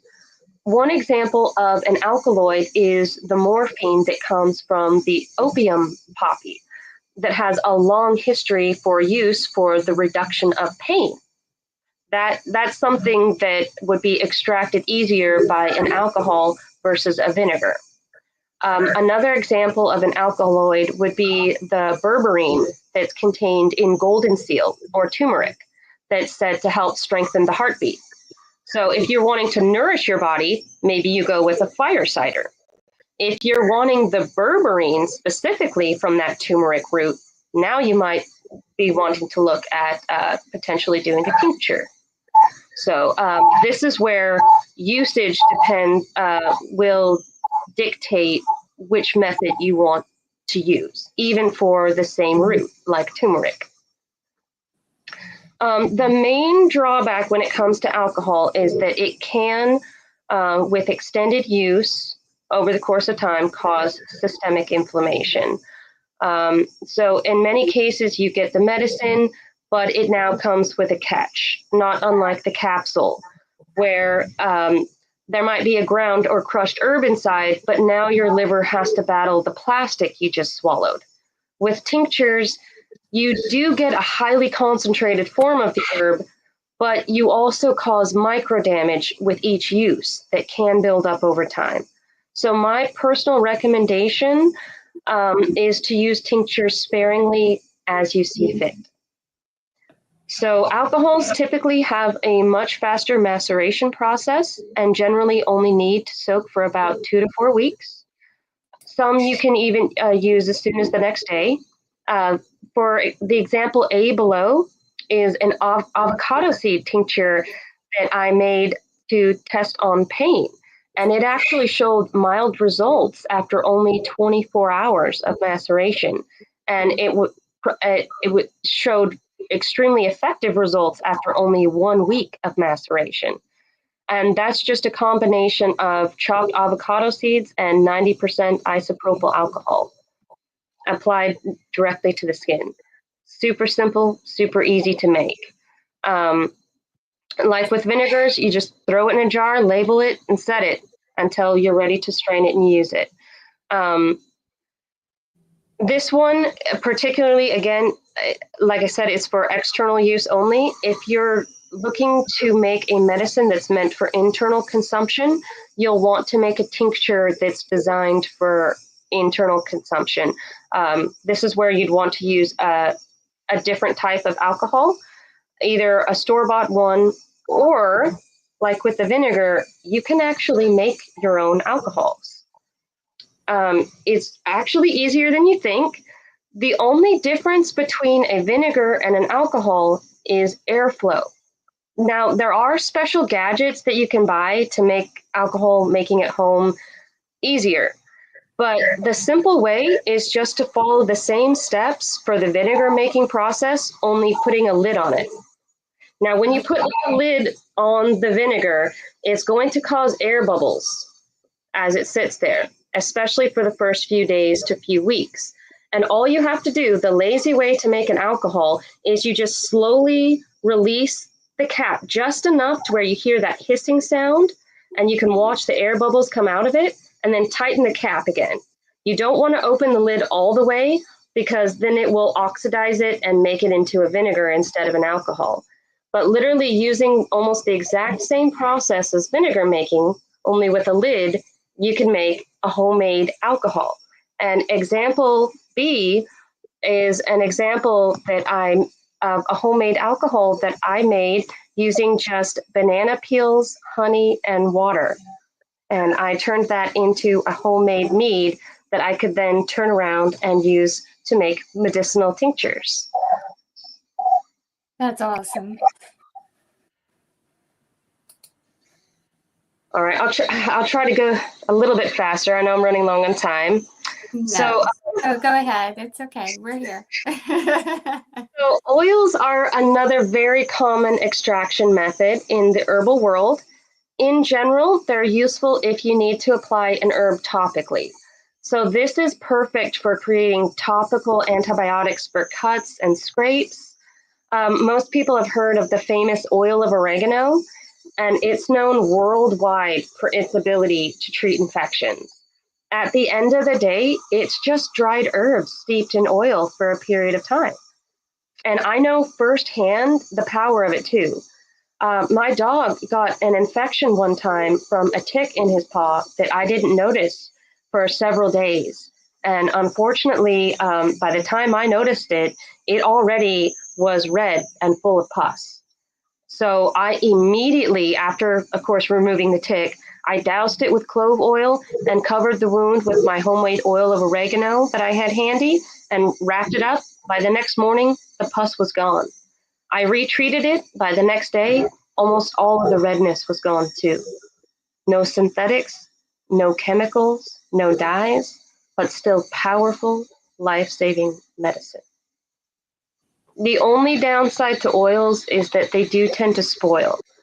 So if stored properly, they can, most store-bought oils, such as olive oil or sesame oil, they will keep for about a year or two. There are a couple worth mentioning that will last a little bit longer, and I'll talk about that in just a second. So what else can you do with oils besides cuts? Infused oils and butters were the original lotions and creams throughout time. For centuries, women have been obsessed with how to make their skin smoother, shinier, and more resilient to damage and age. And part of the healing process in this age is waking up to the phthalates and all of the other hormone disruptors in our beauty products. And making the switch is just as easy. It's just taking the herbs and infusing them slowly in another substance. So let's talk about that for a second. Let's talk about the oils and herbs for the skin. The first step in picking the oil, and there's lots to choose from. One thing you want to look at in the beauty industry, they have something known as the comedogenetic scale. And that's a scale from 0 to 5 that rates an oil based on how likely it is to clog your pores. Oils that rate high on the comedogenetic scale can clog your pores easily, leading to acne or other breakouts. Take coconut oil, for example. It's all the rave in the beauty industry because the lauric acid in it is a natural emollient that softens the skin. However, unrefined coconut oil is a 4 on the comedogenetic scale, which means it can increase the likelihood of acne, especially for people with oily skin or on areas of the body that are more naturally oily, such as the face, the back, or the chest. And that's not to say that no one should ever use coconut oil in beauty products. It has many great qualities. For instance, it naturally prevents transepidermal water loss, which means that it can help to lock and hold in moisture. So if you have chapped lips or tend to get dried out skin in the winter, a lotion or a balm with coconut oil might be perfect. It's just not something you want to use everywhere or something that you want to use necessarily all year round, especially if you have oilier skin. And this is where you kind of get to pick and choose based on your body's needs. So as you go on your journey, you'll learn bit by bit what works best for what. In general, for year-long use with most body types, you'll want to stick with an oil that rates low on the comedogenetic scale, something that rates at least a 2 or less. Oils like moringa and jojoba rate lower on the comedogenetic scale. All right, so let's take a look at some of the different herbs here. Olive oil is sorry. Sorry, I got click happy. Olive oil is probably one of the most famous oils of all time. It's a natural emollient, making it great in any kind of generic lotion or cream. It's also rich in anti-aging polyphenols. It's anti-inflammatory and can promote wound healing. It also contains vitamin A and E, which promote healthy skin. It rates only a 2 on the comedogenetic scale and has an average shelf life of about 18 to 24 months or 12 to 18 months if it's extra virgin. And if you can't get your hands on anything fancy, olive oil is a great go-to, and it is popular for good reason. One of my favorite new finds is moringa oil. Moringa oil comes from the moringa tree, and it has been nicknamed the miracle tree since all of its parts can be used for nutritional, industrial, or medical purposes. It's a rising star in the herbal world for its high nutritional content. I mean, it's been touted for having 23 times the iron content of spinach and is regularly recommended for the treatment of anemia. It has 7 times the calcium of milk. It has more vitamin A than carrots. I mean, it is just vitamin C, potassium, fiber, magnesium. It is a powerhouse.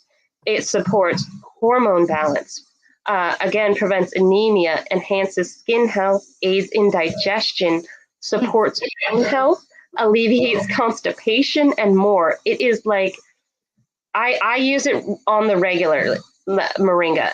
It's a wonder. Is it something that you can use for cooking, or is it more for like, Yes, you can use it for both cooking and medicine making, externally, internally. You can put it in any place, whichever, all in your body. It's just an overall good oil for everything. Well, I wonder, like, what I've been doing with the olive oil. I'm an advocate for that because anything that is a seed oil is going to be high inflammatory in your body. So I avoid any kind of seed oils like the vegetable, the canola oils like that. And I use the avocado, the olive oil, coconut oil is big on my list. So I have not tried moringa. So sometimes I'll put olive oil as a dressing, just a little drizzle on my salad. But I'm wondering if I could replace that with moringa oil. Do you think that would be okay? It is meant for its nutritional content, and it is definitely safe for cooking. I'm curious. Maybe the whole TI community can try out moringa oil this year and see what it does for us. Yeah, because a lot of what you said that it helps with, because I know that for targeted individuals, we are going to be depleted of our vitamin A, and we're going to be depleted of our vitamin Bs as well, from all that our bodies are enduring. So, and then magnesium is so critical for your brain, and it also for pain and pain management. As well. So just everything, that you said for the iron, I think that, of course, being radiated with frequencies, we're going to be depleted of our iron. So, and I've had such a uptick in hair loss, and I know that when you're low in selenium, you're low in iron, and when you're low in magnesium, right? I think those were the 3 that can contribute to, or I might have got one of those wrong. Maybe it wasn't magnesium, but that can contribute to the hair loss too. I do know that Brazil nuts have high levels of selenium. In fact, the levels are so high that you can actually get selenium toxicity by eating too much of it. Yeah. I think the recommendation is 1 or 2 per week for selenium. And for iron, moringa, like I said, is a rising star in the field. It now has research-backed results, and I'll try to gather and share some more of those because it is actually used for those suffering from iron deficiency. I haven't looked specifically at the levels of magnesium content, although I know it's in there. But for I do know that cocoa powder contains magnesium in it as well. So if you want to look into some combination of Brazil nuts, cocoa powder, and moringa, see what that does for your stats. Yeah, that would be great. Good. Um, it's amazing how depleted our bodies are when we are under these frequency attacks. So we got to I do take the Lipsinol C because Lipsinol passes the blood-brain barrier, and with going into any kind of detoxing and everything, you definitely want it to pass that blood-brain barrier. So detoxing is so important. I also have found that the intermittent fasting, I typically do at least 14 to 16 hours a day, just going without food to give the body, time to kind of reset itself and to not be overwhelmed with the stressors, because we already have the stressors of the frequencies. So you've got to give your body some space to do its thing. Yeah, we actually, when we snack in between meals, we interrupt our digestive process. So it actually, several hours after the meal, the small intestine is still down there trying to absorb all the nutrients out of our meal. I've also found that intermittent fasting does wonders for helping our body to be able to absorb what we actually do eat. I do the MCT oil. I use it's the bulletproof MCT8 oil. I put that in my coffee because I for the work I do and being an analyst, my brain, I got to be focused. I got to be able to see the details in the big picture, and it really does. It is a great nutrient for the brain, as a lot of these healthy fats are, like the olive oil, the avocado oil, and the coconut oil. They're very much. Oh, and then grass-fed butter too. All of these healthy fats are very nutrient to the brain. So sorry to well, and they have even more than that too. The sesame oil. One thing that I didn't realize when I started this process is that it's analgesic, which means it can help with pain. So not only is sesame oil scientifically proven to have emollient qualities, but it will prevent oxidative stress, helps with filtering UV rays, helps with the treatment of second-degree burns, and can even help with pain. I came across a study that was done that measured the pain index of test subjects before and after massage using sesame oil and a placebo. And they actually found that sesame oil showed significant pain relieving qualities when applied externally. So it has your vitamin E that helps protect the skin from damage, as well as the ability to help loosen and relax the muscles. It has essential fatty acids, antioxidant compounds, and it's only a 3 on the comedogenetic scale. And you said that this is also helps with oxidative stress. Sesame oil. All right, that's another one I need to put on my list. I know I have that. So before we get off this slide, I just want to mention jojoba oil real quick. It rates a 2 on the comedogenetic scale, making it great for everyday skincare products.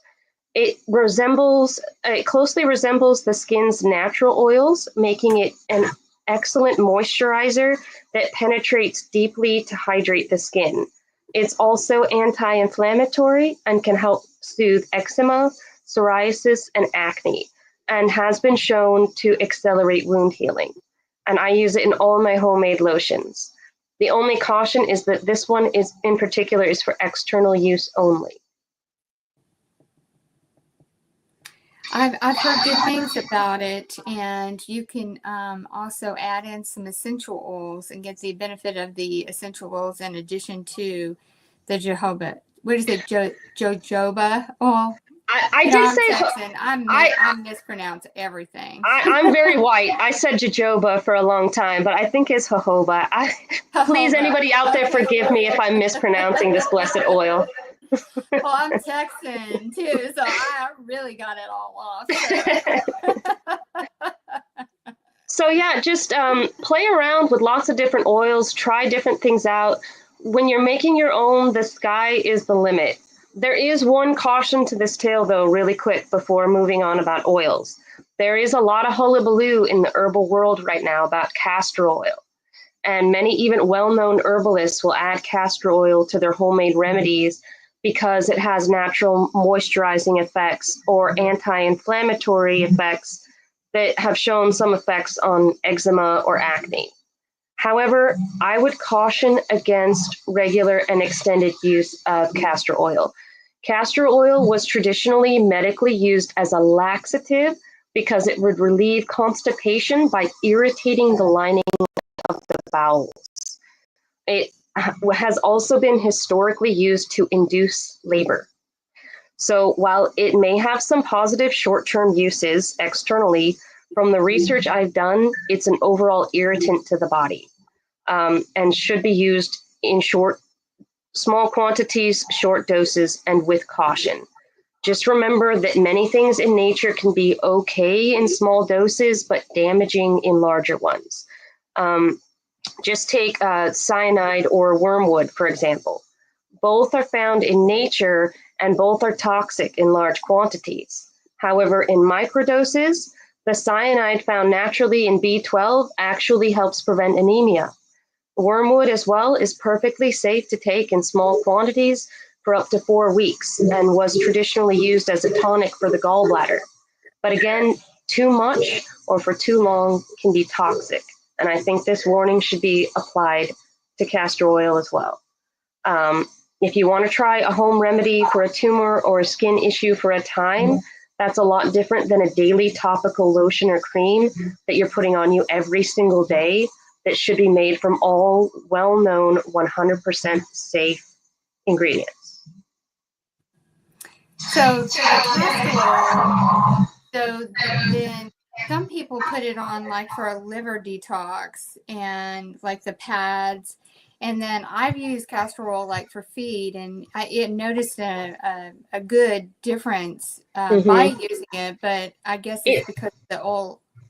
It does have medicinal qualities. And like I said, cyanide in the tracest quantities stimulates healing in the body, as well as wormwood. Microdosing poisons can sometimes have a stimulating effect on the body. It's just not something that you want to use in an every single day lotion. And I have seen some herbalists put castor oil in an every single day lotion that they apply to their body. And I would, if you, like I said, if you're using it for, I'm trying to treat this symptom for this brief period of time, that's a whole lot different than every single day, year after year, for a decade, and now suddenly there's a problem because it wasn't meant for daily use. Mm-hmm. Good to know. Thank you. Okay, so making an oil extraction is really easy. You'll just take your mason jar, fill it a quarter full of the dried herb, half full of the fresh herb, and the rest of the way with the oil of your choice. Let steep for 4 to 6 weeks. Strain and store in an amber bottle in a cool, dark place and use as needed. And it's literally that simple. All you have to do is just make sure to keep it on a regular rotation, as oils can go rancid. And that's one of the reasons that I'm about to try switching over to moringa oil, now that I know that it has a 5-year shelf life instead of 1. Very good. All right, making a lotion is the next slide. So now that we've discussed a few of the different oils that we can use, let's talk about how to turn them into beauty products that will heal your body. There's many recipes for homemade lotions and creams, as there are herbalists. Each one kind of does things a little bit differently. And the rule of thumb, though, is that you want about 2.5 cups of saturated fats to about 1 cup of unsaturated fats with about 1 tablespoon each of the herbs that you're wanting to infuse. So saturated fats are the fats that are solid at room temperature. This includes things like your coconut oil, your coconut butter, your shea butter, your ghee.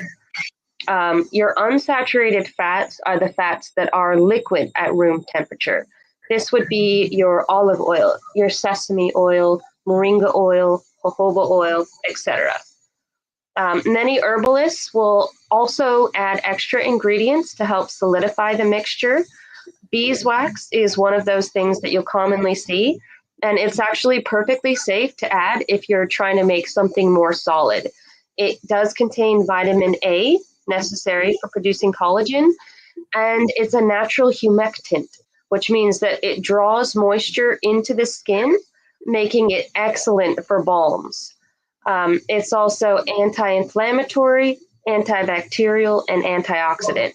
And it's traditionally the main ingredient used for solidifying creams or to create infused balms for chapped lips or skin. I don't tend to use it a ton because I don't mind if my creams are like a little, mine don't need to have that store-bought consistency, but if for those of you that like it and want something a little more solid, beeswax is a good go-to. For this example is a lotion that I made from home. It's a hormone lotion that I made to help with the endocrine disorder that I've been battling. Its main ingredient is wild yam root that has a long history for naturally boosting progesterone levels. And boosting progesterone is considered the safer way to treat hormone imbalances since it's the mother hormone. Estrogen, while necessary for female health, helps the body to bleed, which means in excessive doses, it can increase the risk of hemorrhaging. Progesterone, however, will create more or less estrogen in the body as needed. And is also the mood balancing hormone. So not only do proper levels help keep your testosterone and estrogen levels regulated, but it will also regulate your happy chemicals like serotonin and dopamine. And again, wild yam root is not meant to be taken internally. It's for external use only. And so this is where extracting it into an oil and creating a lotion becomes a great method, right? You can't just throw it in a pot and drink the wild yam root to increase your progesterone. It's mainly meant for the skin. So this is where a lotion is perfect. The personal hormone, my personal hormone lotion that I made this season, it consists of 1 tablespoon each of wild yam root and chaste tree berries, which are also great for female hormones, along with a handful of fresh picked rose petals. I added 1.5 cups of shea butter, 1.5 cups of coconut butter, 1/4 cup of jojoba oil, and 1/4 cup of sesame oil. And that got me to my 2.5 cups of saturated fat and I did 1/2 cup of each to get me to my 1 cup of oil. So I mixed the sesame oil with the jojoba oil to get me my 1 cup, and did 1/2 and 1/2 shea butter and coconut butter for my saturated fats. And then I added in the 1 tablespoon each of the wild yam root and chaste tree berries, and then 1 cup of the fresh picked roses. To start, all you have to do is throw them together into a double broiler. You'll allow the saturated fats to melt and make sure that the herbs are stirred in thoroughly. You'll allow that to infuse for at least 1 hour. Then use a cheesecloth or other porous cloth to strain it out and let it sit and cool for several hours. At that point, it should re-solidify into a cream that can then be applied externally. After each bath, I put a little bit of my lotion on me, and my skin is no longer cracked or dried out. And it's as smooth as it's ever been. I mean, you can't feel it, but it feels great, and my female parts are on the mend. I mean, it's really. Yeah, I went to a holistic doctor and they sent me to a specialty pharmacy for this, hormone cream. And then it was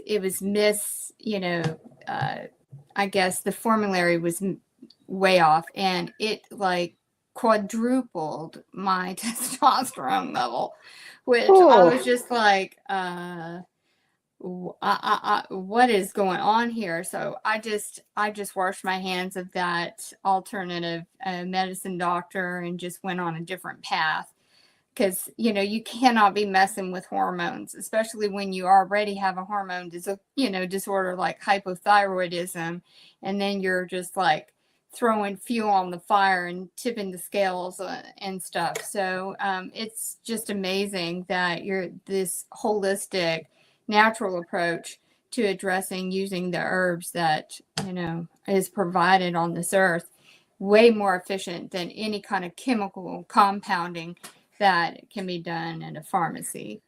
Well, if you think about it, we evolved and created a symbiotic relationship with plants and animals.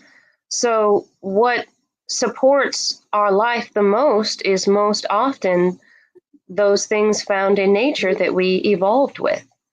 And ingesting them on the regular is what helps keep us in homeostasis. Although I do want to say, for anyone like Melissa that is battling hormone issues, it is always safe to work with a provider and make sure that you're not just not that one.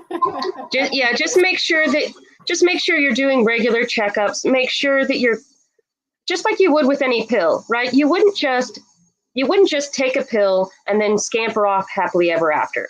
You check to see, how does that pill make me feel? How is it affecting everything else I'm taking?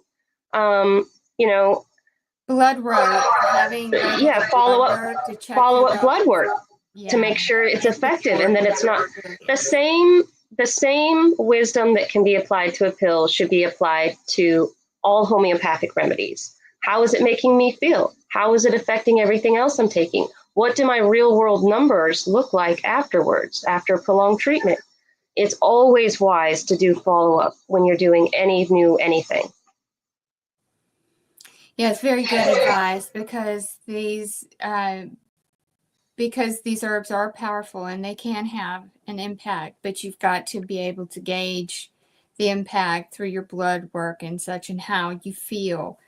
And it's best practice to not make too many changes at one time, because then you have a harder time of isolating which element may have tipped the scale with your body and you're experiencing an adverse symptom. So that's been best practice for me. Sometimes I'll try to do too much at once, but then I don't know, which one may be causing the issue, and then you have to start backing them off. So always keep that in mind too, when, especially anything that alters the hormones, of course. Very good advice. Yeah. Take everything slowly, integrate slowly, and watch your body. Very smart advice. All right, almost through here, guys. Just a few more slides to go.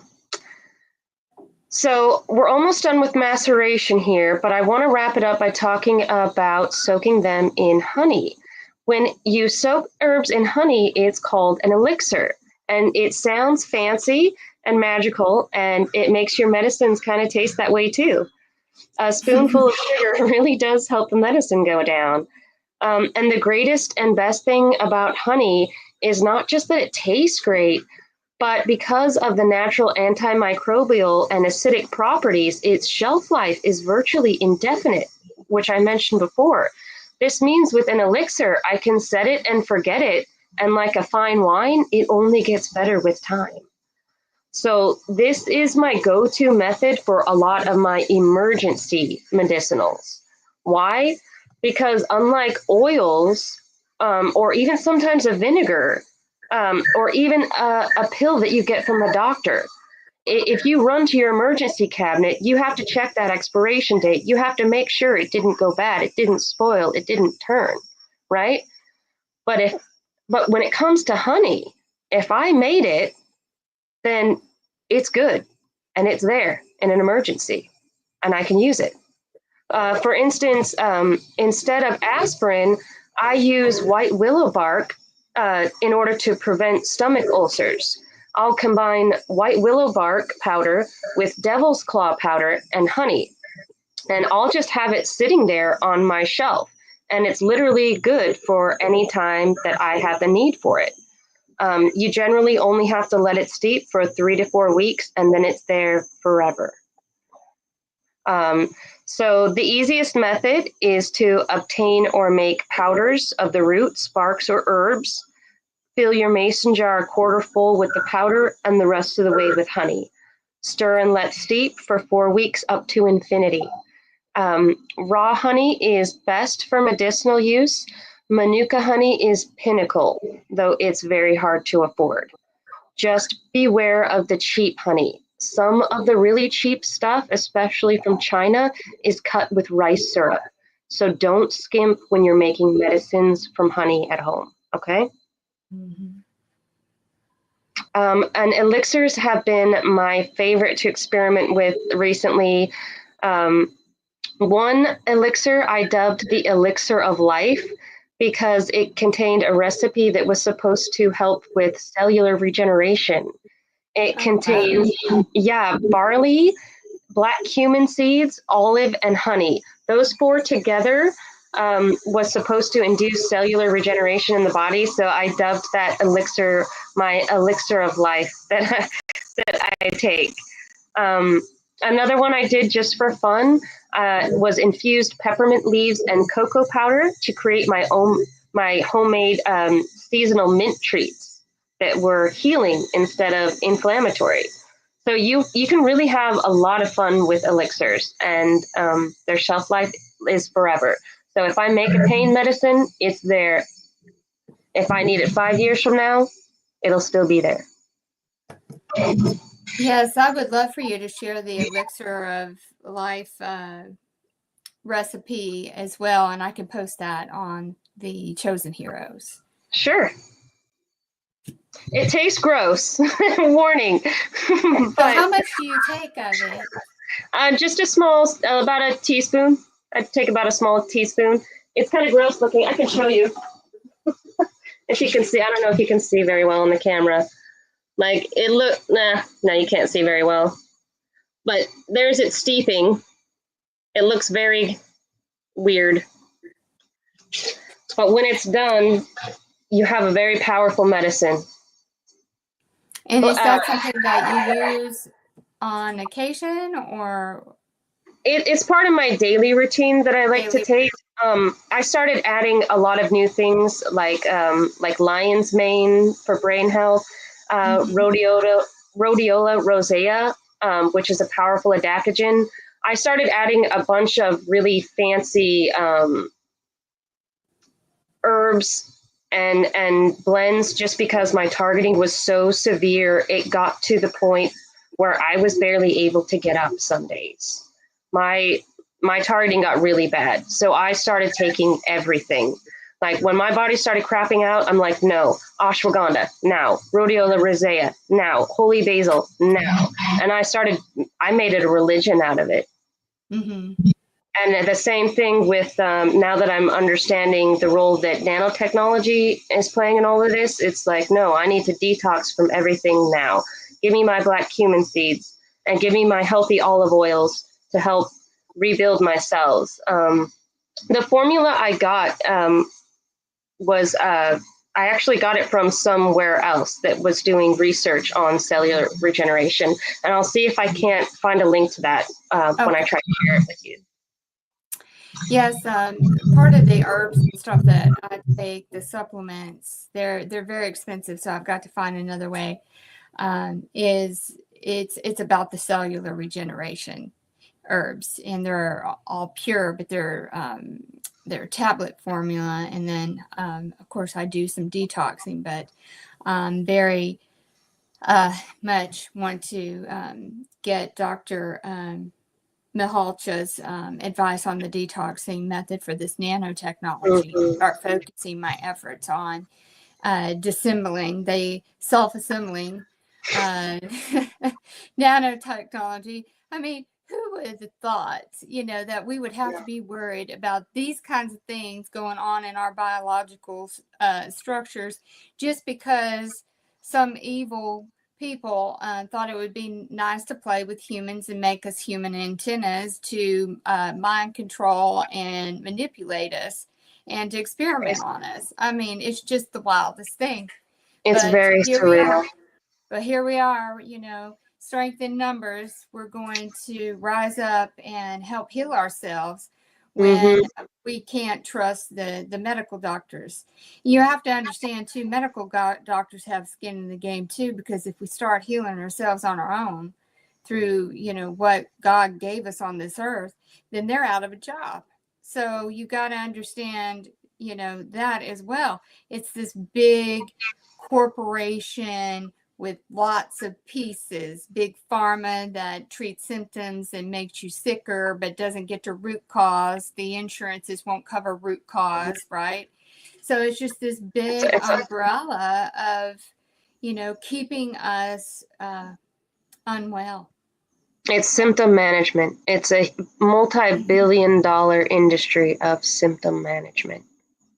Oh, and then now they want to talk about med beds. So, now you want us to go into a med bed with all our little radioactive stuff that's in our body. I'm like, oh, yes. I'm just glad we have Anna on our side, and she can help rescue us from some of this. Yes. We got to go grassroots on this stuff. We got to develop our own community and go that route, because anything that goes down the path of mainstream is going to be where we're not getting the full story and there's not enough transparency yet. So we have to stick together on these things. All right, we're almost through, guys. Just a couple more slides. All right. So poultices are an herbal method that's intended for external use. Long before the debut of the famous Band-Aid and Neosporin, humans still had to deal with wounds and other skin issues. And this is the domain of the poultice. In general, a poultice is simply made from combining crushed herbs and water and applying it directly to the skin, and then wrapping that with a cloth or a bandage in order to hold it in place. Plantain is a famous example of an herb that's commonly used as a poultice out in the wild. The leaves are known for their skin-soothing and healing properties. It has been historically used to treat wounds, insect bites, eczema, just to name a few. In a pinch, the fresh leaves could be picked, chewed up, spit out, and applied directly to the skin, the chew and spit method. That's the most ancient and archaic form of the poultice, the chew and spit. And there's lots of different recipes out there for poultices. And many of these will often include clay because it will help hold the ingredients together and help it stick to the skin. On top of that, clay has also been shown to have a huge amount of benefits for the human skin. Oil isn't often used in really severe injuries because it tends to hold in heat and moisture. When it comes to injuries, a lot of time we want to let it breathe and we want to let it cool. And so this is where clay instead of oil becomes a much better base. Some of the most popular herbs used for treating cuts, burns, and other skin irritation are plantain, as mentioned before, calendula, violet, chamomile, and comfrey. And there's lots more, but I just want to briefly mention the rock stars in this area. Chamomile is generally well known for its gentle relaxation qualities and its ability to help soothe gas or other mild stomach complaints. However, chamomile is also gentle on the skin, and it has a known ability to reduce inflammation in the body. So, for this reason, it's often included in recipes to combat skin irritation, insect bites, anything that is itchy or rash related. Chamomile is a lifesaver. So when the itch turns to burn, seek calendula. Calendula is one of the most famous skin herbs of all time. It's antifungal, antibacterial, and antiviral. The herb actually astringes the blood capillaries, making it effective for treating cuts, wounds, varicose veins, and other forms of inflammation. And calendula is great for all minor cuts, scrapes, and wounds, which is why I include it in nearly every medicinal topical wound treatment batch that I make. It can also treat minor burns, including sunburns. So if you're doing a homemade sunscreen, be sure to preemptively include calendula. It's been used for the treatment of acne and rashes. Its antifungal qualities also make it an effective treatment against athlete's foot, ringworm, thrush, diaper rash, cradle cap, and sore nipples from breastfeeding. I encourage you all to try working with calendula. It's a great overall for nearly any skin condition. Violets, like roses and many other flowers, make more than great potpourri.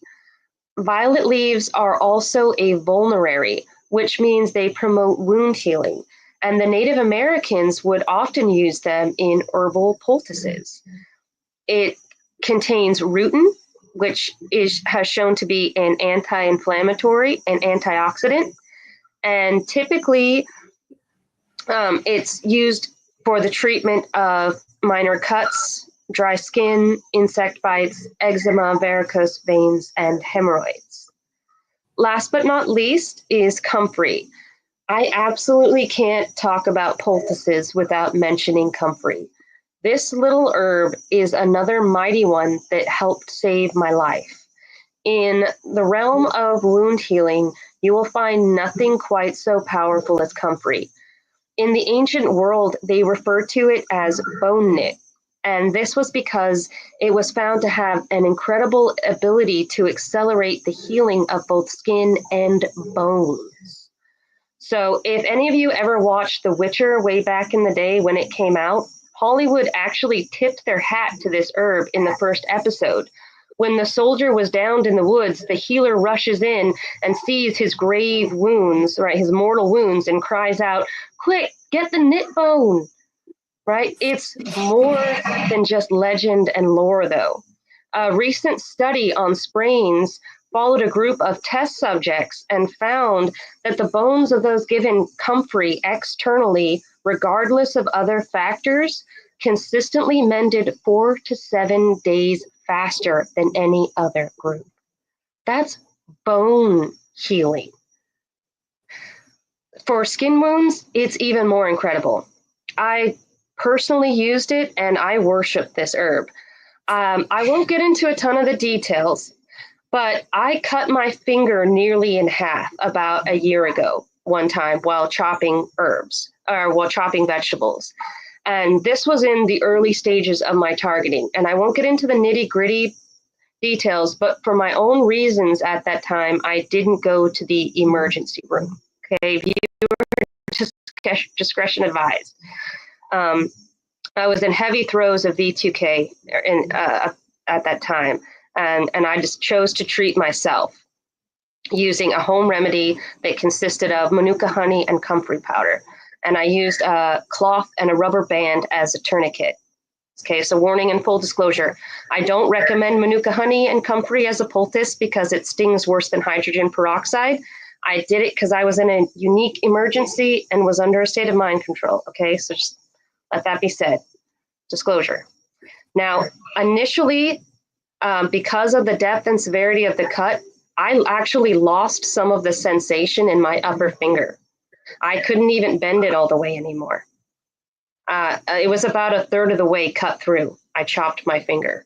But what I did is I went ahead and I made I treated it with my clove oil as the antiseptic, and I went ahead and wrapped it with comfrey and did my tourniquet. And I was actually able to save my finger using manuka honey and comfrey powder and no stitches. And to this day, I know you can't see it very well on the camera, but you literally, there's almost no scar. The third of this finger was cut. I lost sensation and I couldn't even bend my finger. So did your sensation come back? Yep, I have full use and sensation of my finger. Okay, I'm not advocating for anyone not to hop in an ambulance in the event of an emergency. What I am saying, though, is that if you find yourself, you're back against the wall, or you're in the great outdoors, or you're looking for a supplement, there is literally nothing more powerful for healing the skin and bones than comfrey. I think it would be very wise in these times for us to get and acquire, some things that we can make our own medicines and ointments and stuff, because we don't know, God's moving some things around here, and we don't know what it's going to come. But if we have supplies on hand, let's say that we, can't get to the doctor or a doctor or a pharmacy or so on, we have our own supplies. So I think it's very wise, and I need to start acquiring some of this. So knowing how and the different ways that you can make things with the herbs and the vegetables and the fruits to make our own vinegar and our tinctures and elixirs. We have the ability to do that, and we don't have to be dependent on something, being open or readily accessible. So we become very spoiled as Americans, expecting, oh, if we're hungry, there's always food to buy. Oh, if we're sick, there's always medicine to buy. Let's just hypothetical this.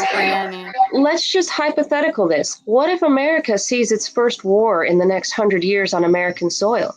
What are you going to do for your children, for your grandchildren, if we ever see war?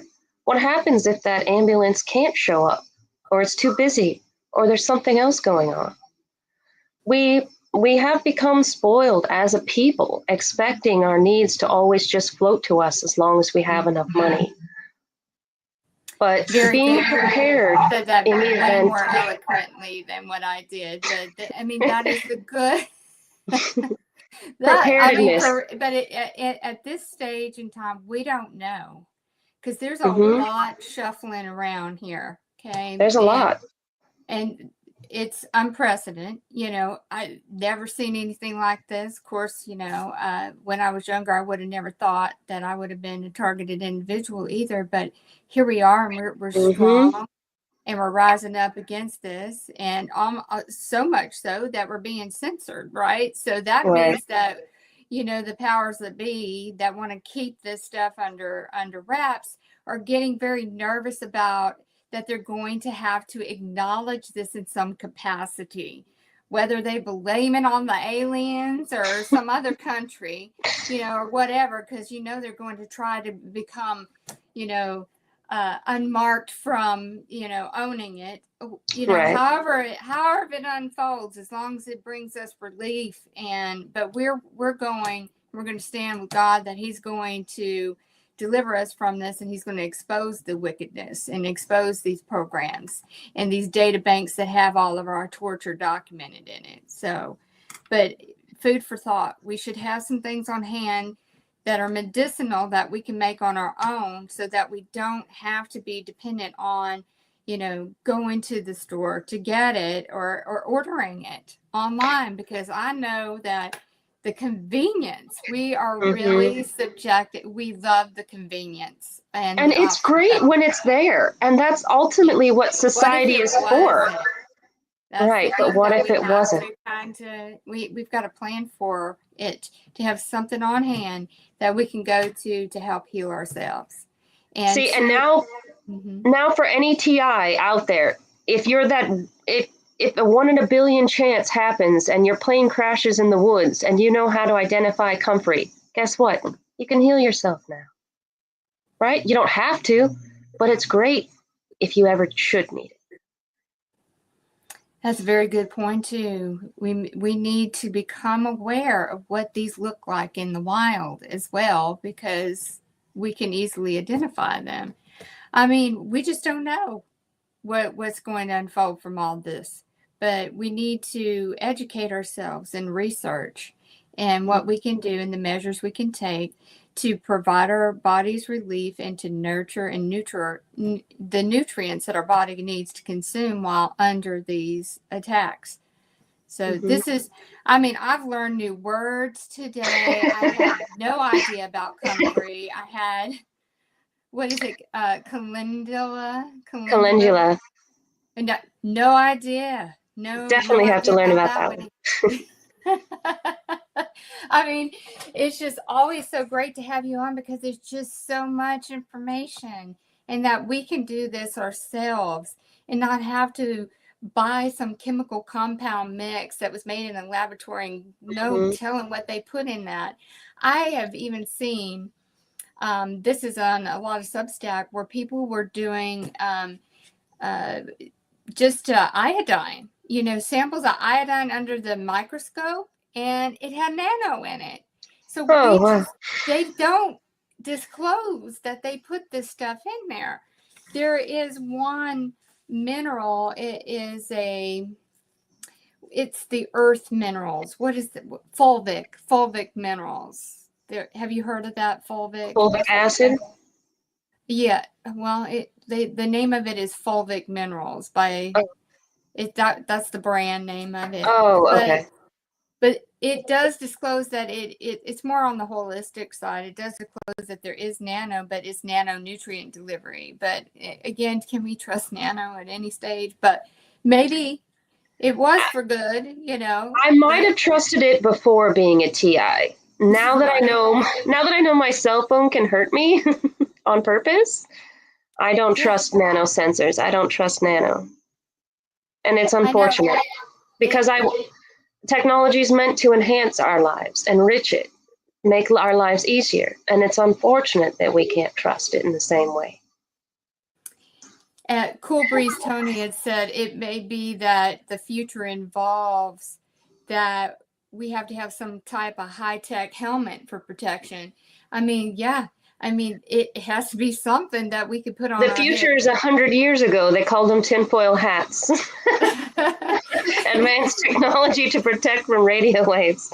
And look at how people were labeled about the tinfoil hats as being crazy and conspiracy theorists. And, every day the conspiracy theorists have been proven right because they were speaking truth.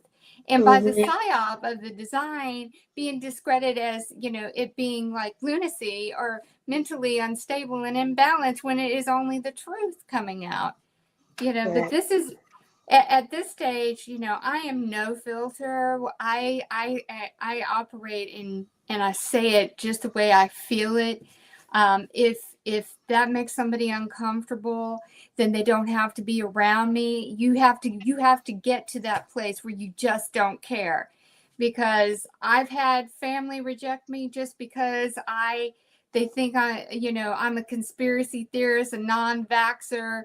Well, when documented research proves that the stuff is in there doing harmful things, I don't know how much more that you need other than, you got it right there in front of your face. But still, some people are so comfortable in denial that they will never swallow a pill of truth because they want to stay in their safe little comfort zone. And Exactly. It's and comfort. It comes it down is. to comfort. We Yes. Until the pain comes, no one really wants to wake up. Mm-mm.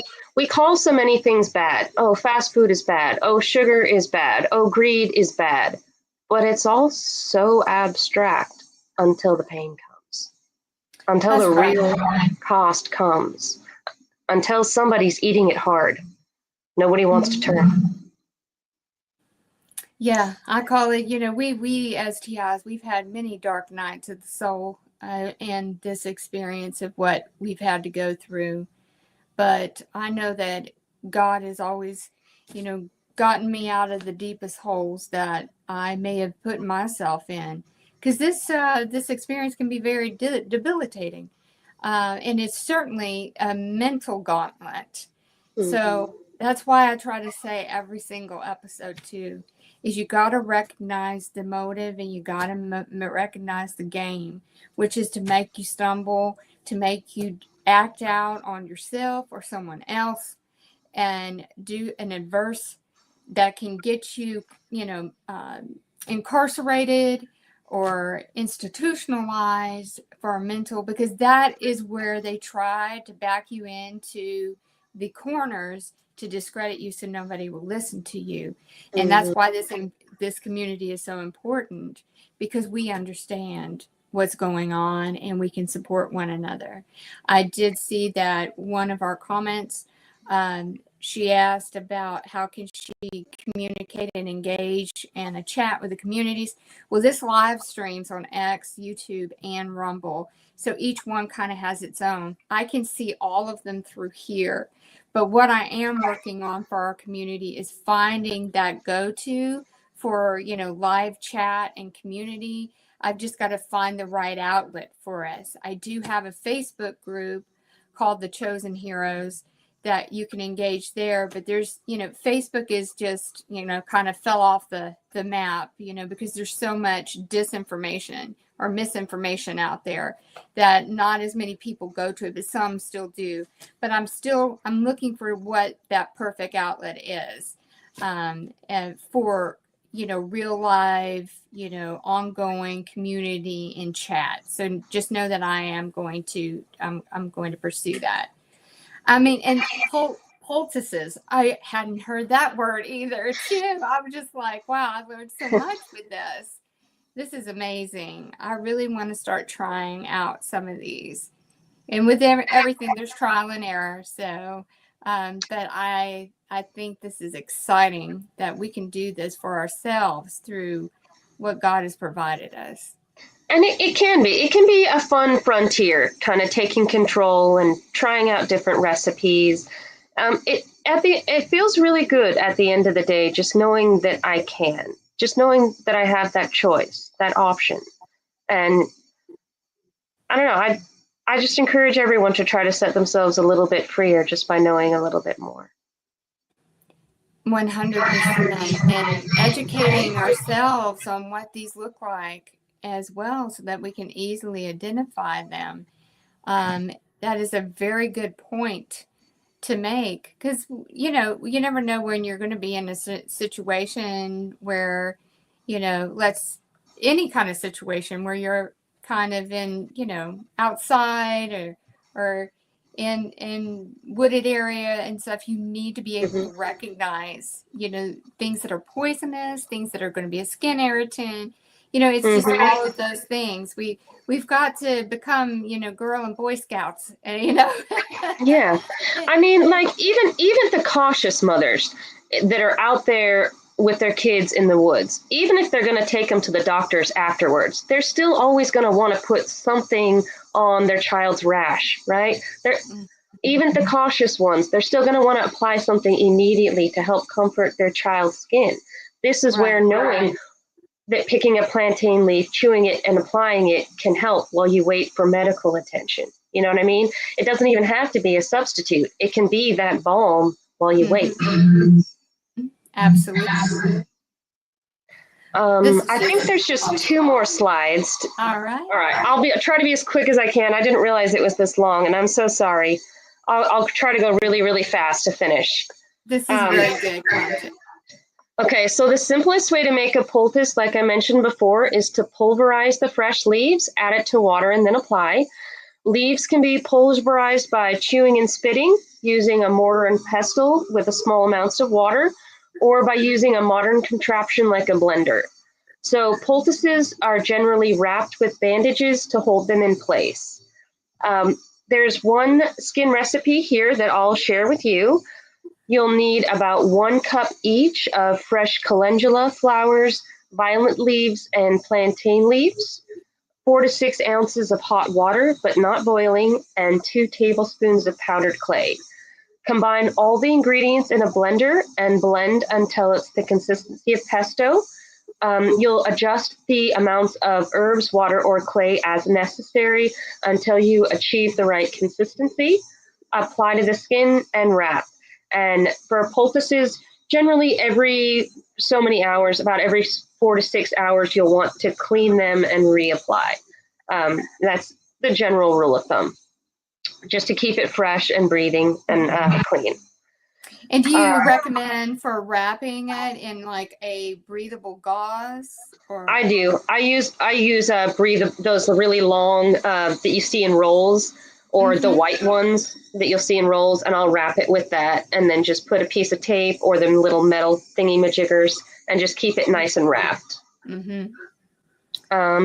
And that the remedy will keep for about 3 to 4 days in the fridge. So you don't have to keep making it, just one batch, and you can keep using the same poultice as the cut or wound heals. The recipe does call for fresh, and if you're working with dried herbs, you'll just want to use a 1/4 cup instead of a cup. You'll want to take a pot, add a small amount of water to the herbs, just enough to kind of rehydrate them into a paste, and then continue on with the rest of the recipe from there. All right, and last but not least, gels. A quick note about gels before we end our discussion on herbal remedies. I overlooked these simple but powerful solutions at first, which is why I went way out of my way to create a whole slide for them, because they do appear at first glance to be really simple, but they're super powerful. So I had a bad digestive tract for a lot of years from eating bad foods on the American Standard Diet. And there are a couple of mucilages now that I use regularly to help me heal. And mucilages are substances that will go through and help coat an irritated digestive tract. They will form a gel. The gels are formed when you just mix a small amount of water with a substance, and it will create something that's sort of like sticky or slick. And that's the substance that will help go through. It will help whether you're on the constipation range or whether you're on the diarrhea range. A gel can help as a mucilage. And there's 2 that stand out head and shoulders above the rest. The first is slippery elm, and the bark is the medicinal part of slippery elm, and it's often ground and kept in powdered form. So not only does it coat the irritated tissue, but it will also protect it from further damage and draw out toxins and irritants from within the digestive tract. So it's been used to treat diarrhea, constipation, gastroenteritis, acidity, inflammation of the gut, constipation, hemorrhoids, diverticulitis, and IBS. And to make slippery elm bark gel, you'll just take 1 to 3 teaspoons of the powder and combine that with the smallest amount of water. And you'll just stir that until it turns into a paste. And then you ingest that paste. So how much do you ingest of it? The 1 teaspoon will usually turn into like this small like glob. When it comes to gels, they expand when you add water to them. So that 1 teaspoon will turn into like this small little blob that I'll then just eat. Okay. Yes, because I think a lot of us TIs, we suffer with the gastrointestinal issues. It's huge, I know in America. I certainly do. So a I mean, small amount of water in with that 1 to 3 teaspoons yeah, of just enough to the. turn it into a paste. I've heard very good things about slippery elm. Hmm. I So neglected it in the beginning, but I'm actually finding it's phenomenal, and which is why I went out of my way to include it here. Don't If it looks easy, that doesn't mean it doesn't work. wow, that's just amazing. And can you buy the slippery elm bark already grounded? I tend to go to Star West Botanicals or Mountain Rose Herbs. Those are my two go-to, and I'll buy it in bulk, generally about a quarter pound at a time, and then it lasts for years, depending on the need. You know what I mean? So the Star West Botanicals, I know you had mentioned that on the previous podcast. And for those who did not get a chance to see when Faye was on previously, go to the YouTube channel for the Chosen Heroes. You can even find it on X, but with X you got to scroll. So YouTube, you can see it easily, and you can catch that there as well. So Star West Botanicals, and what was the other one that you mentioned that you use a lot? I know that I always Um, forget that one. Mountain Rose Herbs. Mountain Rose Herbs. So Yeah. again, all these herbs that Faye has mentioned, you can take a look there as well, because she has vetted them, and that they are of good quality. And really quick, the other great mucilage worth mentioning is chia seeds. Not only are these seeds great at healing the digestive system, they're also packed full of omega-3 fatty acids that can greatly reduce the risk of cardiovascular. You do have to soak the seeds, though, before use, or they will go through and draw water out of the digestive tract. So please soak first. The rule of thumb is about a 1-to-3 ratio of seeds to water. You'll add the seeds and water to a jar and shake them. You'll need to let them soak for several hours. So you'll want to give them a good shake every so often just to make sure you get proper water absorption. But once the seeds have turned into a gel, you can just add that gel to a meal or eat it straight by itself. Myself personally, anytime I'm experiencing digestive upset, I'll make a really big batch of it, and it keeps in the fridge for several days. You can add a quarter cup or a half a cup of the gel to fruit salads or to desserts.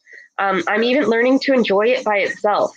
I made a medicinal dessert one time using just chia seeds and a few choice spices, a little cocoa powder, cinnamon, a dash of clove, and cardamom for the heart, with just a dash of date sugar. And it was the best pudding I'd ever had in a long time.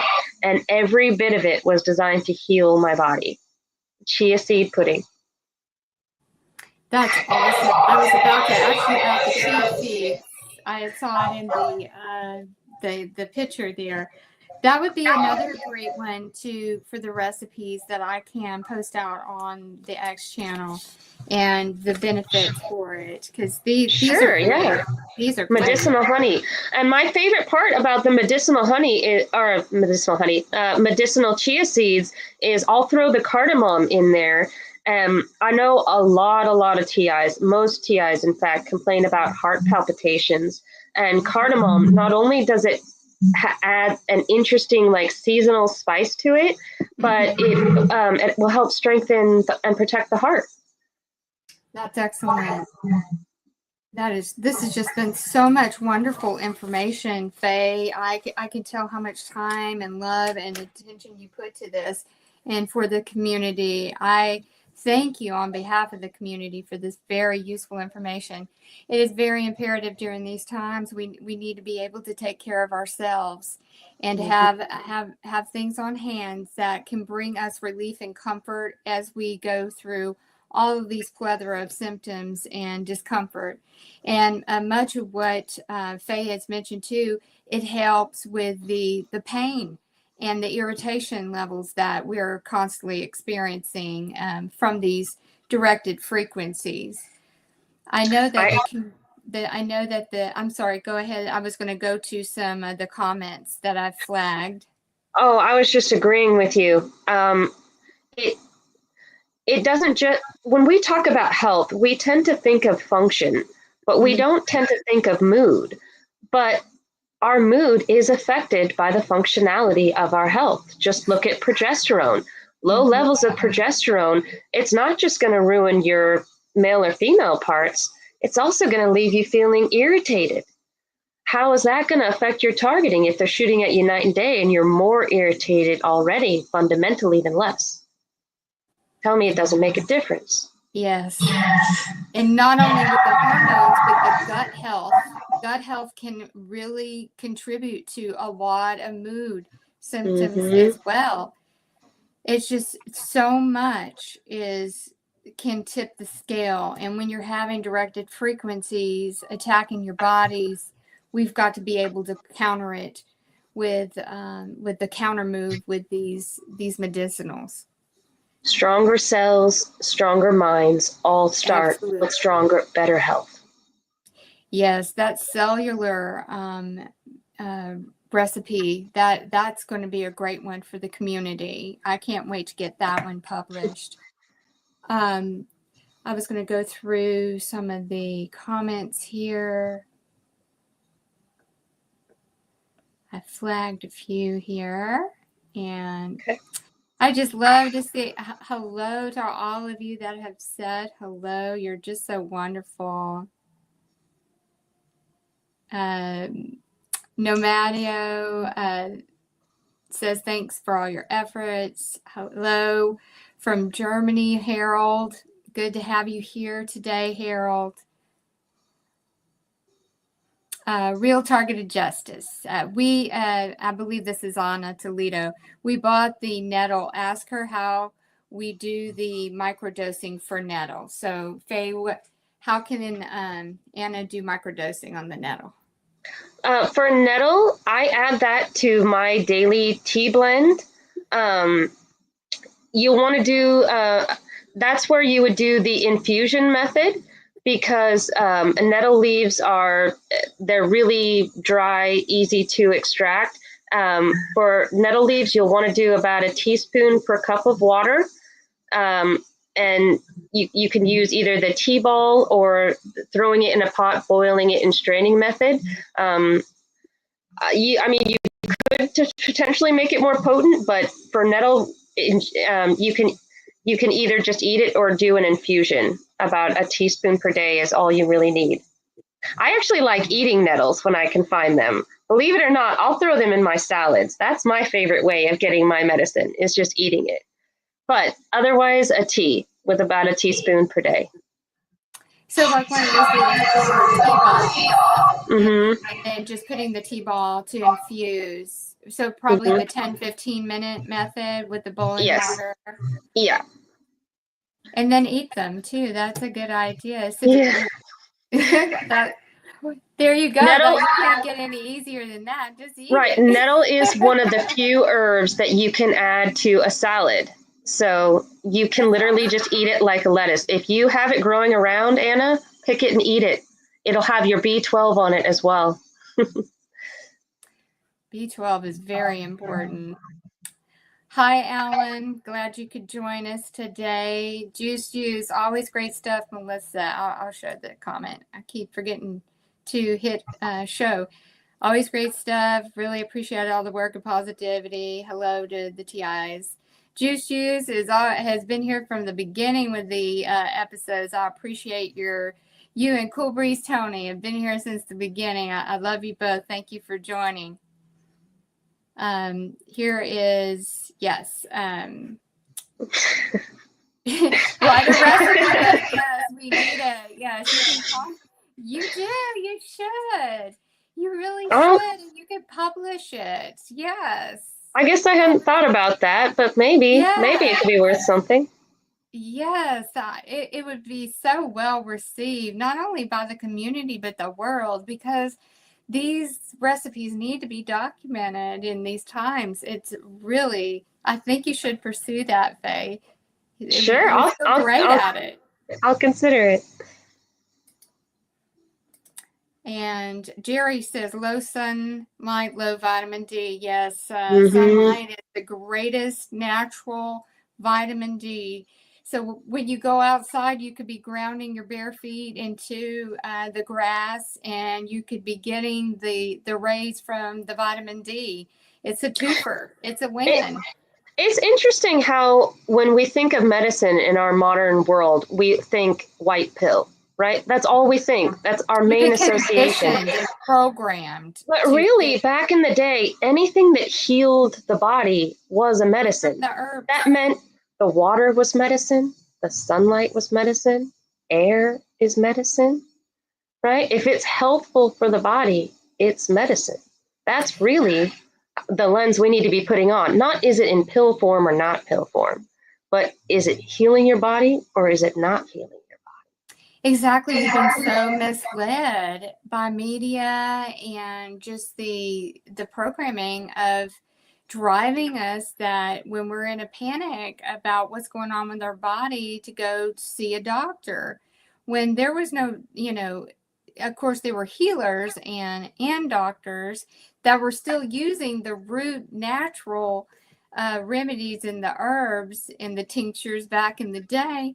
It wasn't this big system of formulary and of course there have been things that have been very good like penicillin and things of that nature. I'm not discrediting all pharmacology, but again, it's more about treating symptoms and not getting to root cause. And then when you get to root cause, then the pharmacies and the doctors and the hospitals don't have as many customers, right? So Well, because ultimately, like I said, we created a symbiotic relationship with nature, which means when we take ourselves out of nature, our bodies start to fall apart.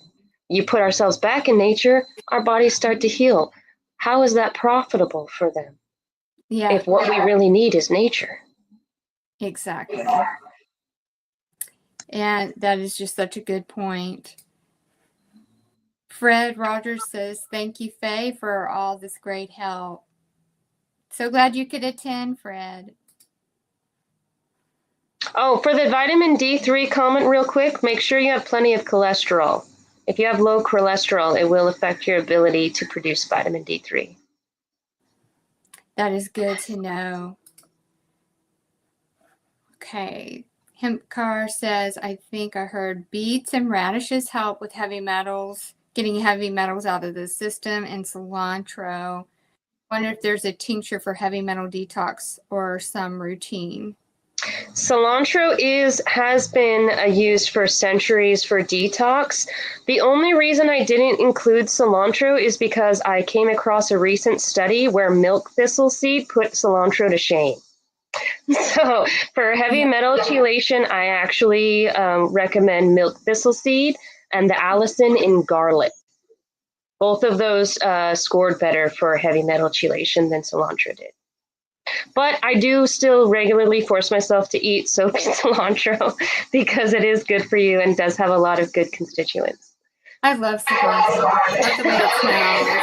And I've also heard many good things about milk thistle. I think one of the supplements I take has an organic fermented milk thistle in it element to it. So yes, very good on the detox front. Mm-hmm. Long-standing history in detox. Long-standing. And isn't it? I think is it milk thistle that is good also for people who have kidney stones, or is that slippery elm bark helps people with passing stones? One or the other, I think. There was actually another herb that I recently just came across, and it slipped. I wish I would have. It's slipping my brain. I just recently came across something that's literally, like, hands down the best for this. I'm so sorry I don't have it on the tip of my brain. I came across something better for this, and I can't think of it.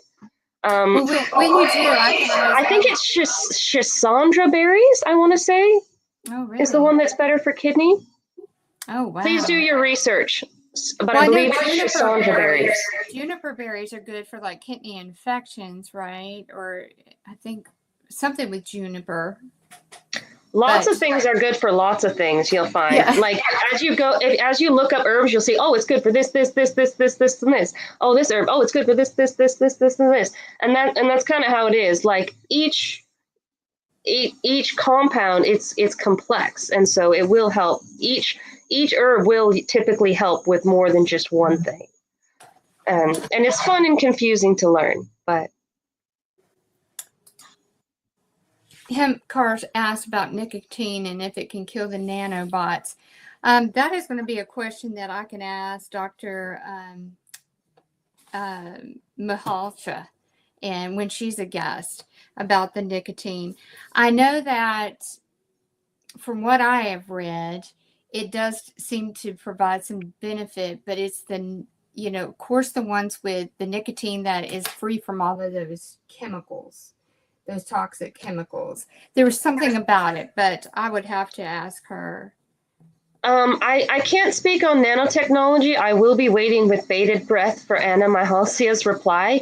But if you're looking for a natural source of nicotine, and she gives us the thumbs up on nicotine, look at passion flower. Passion flower has natural nicotine in it. It's a safer option if you're wanting to try medicinally using nicotine. I will be waiting myself to find out how effective it is against nanobots. All right, I will ask her effective.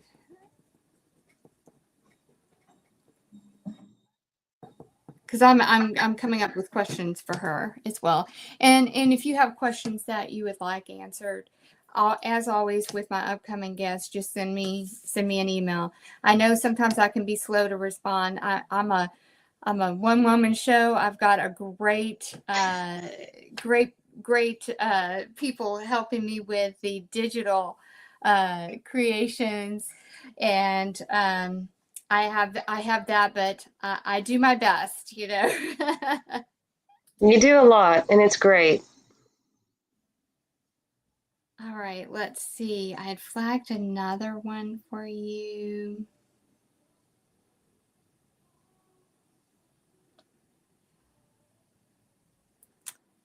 There it is.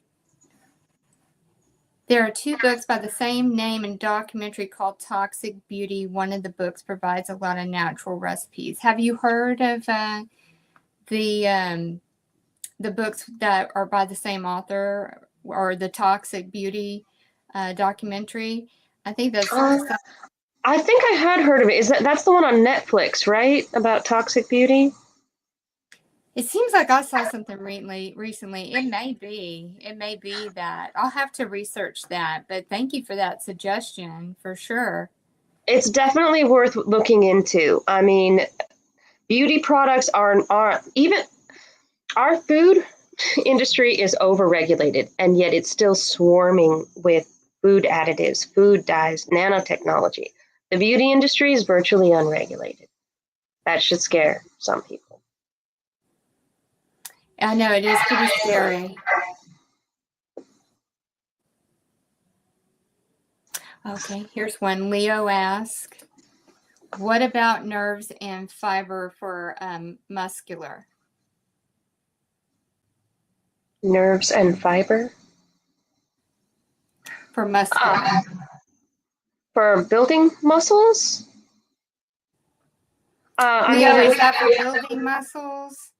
What about for nerves? I guess in calming the inflammation in the nerves and the pain? For nerves, you want to look into nervines. Those are things that will help strengthen the nerves, strengthen your ability to withstand stress, strengthen your body's ability to withstand physical stress. It's a huge category of herbs, nervines. Some great ones. One great one to look at would be St. John's wort. Not only is it a nervine, it's also a 1990s study showed it as effective for treatment of depression. On top of that, it also helps with sore muscles. So St. John's wort treats across the board, whether it's you're feeling sad, you've got nerves, you've got muscle pain, it's great across the board. I would look into St. John's wort if you're looking for nervine.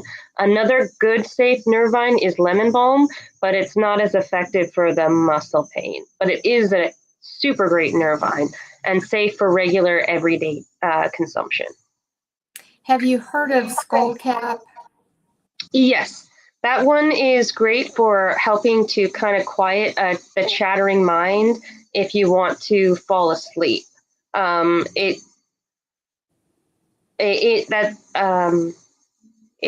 is generally what it's used for. Mm-hmm.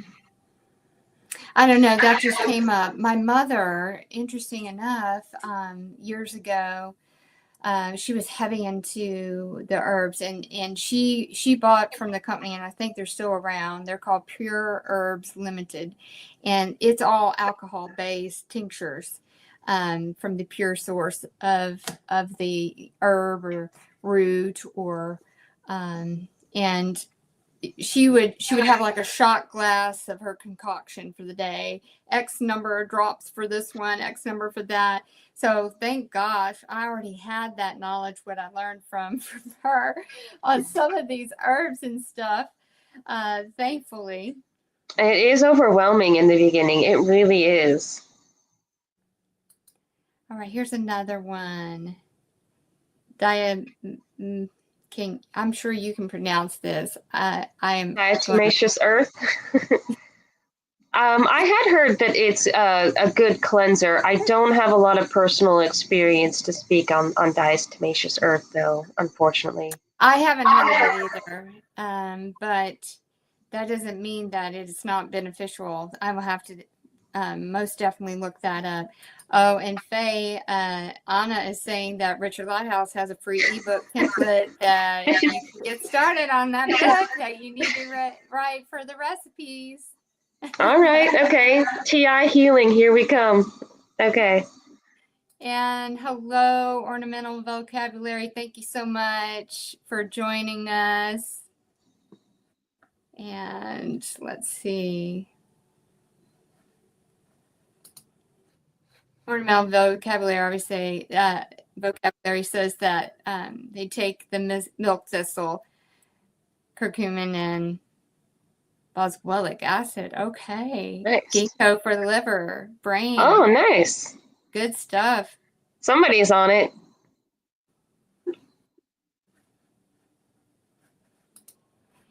You're welcome, Juice. I'm so thankful that you could join us today. Here's another. Boron is a good detoxifier. Yes. Thank you, Ornamental Vocabulary. Yes, on it. Yes, for sure. Oh, wow. This is great. Yeah, a lot of good comments. Juice is saying that he's not seeing all the comments on his thread. So it depends on how you're joining the call. And that's why I need to do this global chat to where it's like real time and TIs can reach out to each other and communicate, and someone from the community can respond. Because depending on what platform, like it shows on my end that you are joining through YouTube. And then like Ornamental Vocabulary is joining from the X live stream. And there may be others that are joining from and have a chat from the Rumble. And I see them all, but you can only see from the platform the comments that are on that platform. So I've got to come up with a way that we can have this real-time live chat within the community and can, have questions, or if you need support or advice on something that you're going through, so that we can have that for ourselves. So I'm looking into that. And if anybody has any suggestions on how we can achieve that and the best platform to achieve that live chat with, that is the 24/7 chat where somebody can come in and from the community and answer, please feel free to send me some suggestions at chosen_heroes@proton.me. All right. Well, I think we've wrapped that up with our questions. We had such a great participation today. I'm sorry it went so long. Over 500 viewers right now. I mean, it's, gone up and down. I mean, it's been well received because Faye, the information that you have on the subject is just phenomenal. And that's why I asked Faye to come back. And again, if she had recipes that she went through on the first episode that she appeared on, The Chosen Hero, so that I asked you to go through the library. Quickest way is going to be on YouTube and find the one where Faye was a previous guest there. Definitely, she is going to become a regular on here because we'll heal this world together. While she writes her book. So no pressure there. No pressure. Oh my goodness. Oh, okay. Real Targeted Justice is saying Telegram. So it looks like I need to get out there and take a look about getting that created, a channel for us. And then Fred Rogers says, what about Discord?